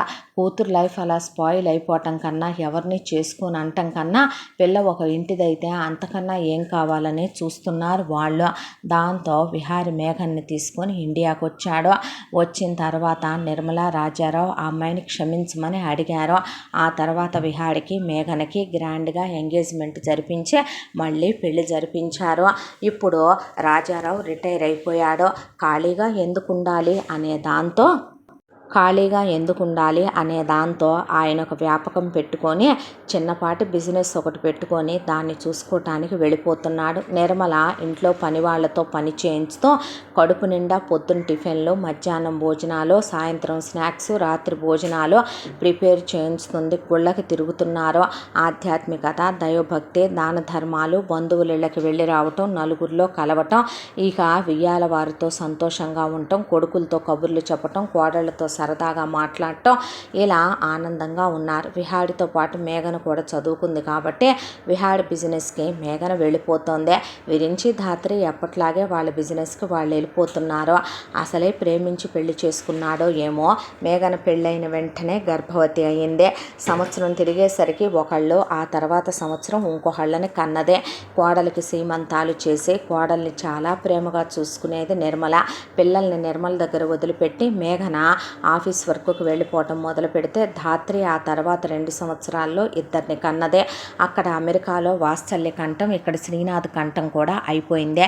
శ్యామల, గౌరీనాథ్ కొడుకు, కోడలు, మనవళ్ళు, మనవరాళ్లతో వాళ్ళు సంతోషంగా ఉంటే, ఇక్కడ నిర్మల రాజారావు వాళ్ళ కొడుకులు, కోడళ్ళు, వాళ్ళ మనవళ్ళు, మనవరాళ్లతో వాళ్ళు సంతోషంగా ఉన్నారు. మేఘన అమ్మా నాన్నలు కూడా ప్రశాంతపడ్డారు. మేఘన తమ్ముడికి చెల్లెలకి కూడా పిల్లలు పుట్టే ఎవరి కుటుంబాలు వాళ్ళకి శుభ్రంగా ప్రశాంతంగా ఉన్నాయి ఈనాటికే. ఇక నిర్మలా రాజారావు ఏ తప్పుడు పనులు చేయకుండా ఇప్పుడు వాళ్ళని నిజంగానే ఏ ఆరళ్ళు పెట్టే కోడళ్ళు కాదు. మేఘన కానీ ధాత్రి కానీ పొద్దున్నే లేసే అత్తగారు పూజ చేస్తే దండం పెట్టుకొని వ్రతాలు నోములు ఉన్నాయి అన్నప్పుడు ఇంట్లో ఉంటూ అత్తగారు వండించిన వంటమ్మాయితో ఆవిడని అసలు ఇంత పని కూడా చేయనివ్వరు. వంటమ్మాయితో వండించిన కబుర్లు చెప్తూ డైనింగ్ టేబుల్ దగ్గర తినేసి బాయ్ బాయ్ చెప్పి మొగుళ్ళతో పాటు ఎవరి పనులకు వాళ్ళు వెళ్ళిపోతారో. రాజారావు ఆయన పని మీద ఆయన వెళ్ళిపోతాడు. నిర్మల పని వాళ్ళతో పనులు చేయించుతూ పిల్లల్ని చూసుకుంటూ కాలక్షేపం అయిపోతుంది టీవీ చూసుకుంటూ. ఆ తర్వాత సాయంత్రానికి మళ్ళీ అందరు వస్తారు సందడిగా. ఇల్లు అంటే ఇదేనేమో, కుటుంబం అంటే ఇదేనేమో, ఇది ఏ డబ్బు పెట్టి కొనుక్కున్నా రాని ఆనందం అని వాళ్ళకి అర్థమైందే. ఇలా వాళ్ళ శేష జీవితాన్ని సంతోషంగా పిల్లల మధ్య గడుపుతూ ఆనందంగా ఇలా ఇలా ఈ కథ కంచికి చేరుకుందే. అత్తామామలకి నిజమే, ఏ అల్లుడు ఒక కొడుకవ్వగలుగుతాడో, ఏ భార్యని ఒక భర్త అర్థం చేసుకోగలుగుతాడో, తనే అన్నీ అయ్యి ఆ భార్యని శారీరకంగా మానసికంగా ఆ అమ్మాయి వరకే కాదు తన కుటుంబానికి కూడా సపోర్ట్ అవుతాడో, నిజంగా ఆ అల్లుడు బంగారం లాంటి అల్లుడే కదూ. ఇంతటితో ఈ కథ సమాప్తం. మళ్ళీ మరొక మంచి కథతో కలుసుకుందాం. తప్పకుండా మన ఛానల్ని సబ్స్క్రైబ్ చేసుకోండి. ఈ కథను మనకు అందించిన కథా రచయిత్రి జి. యామిని శ్రీనివాస్ గారు. Thank you.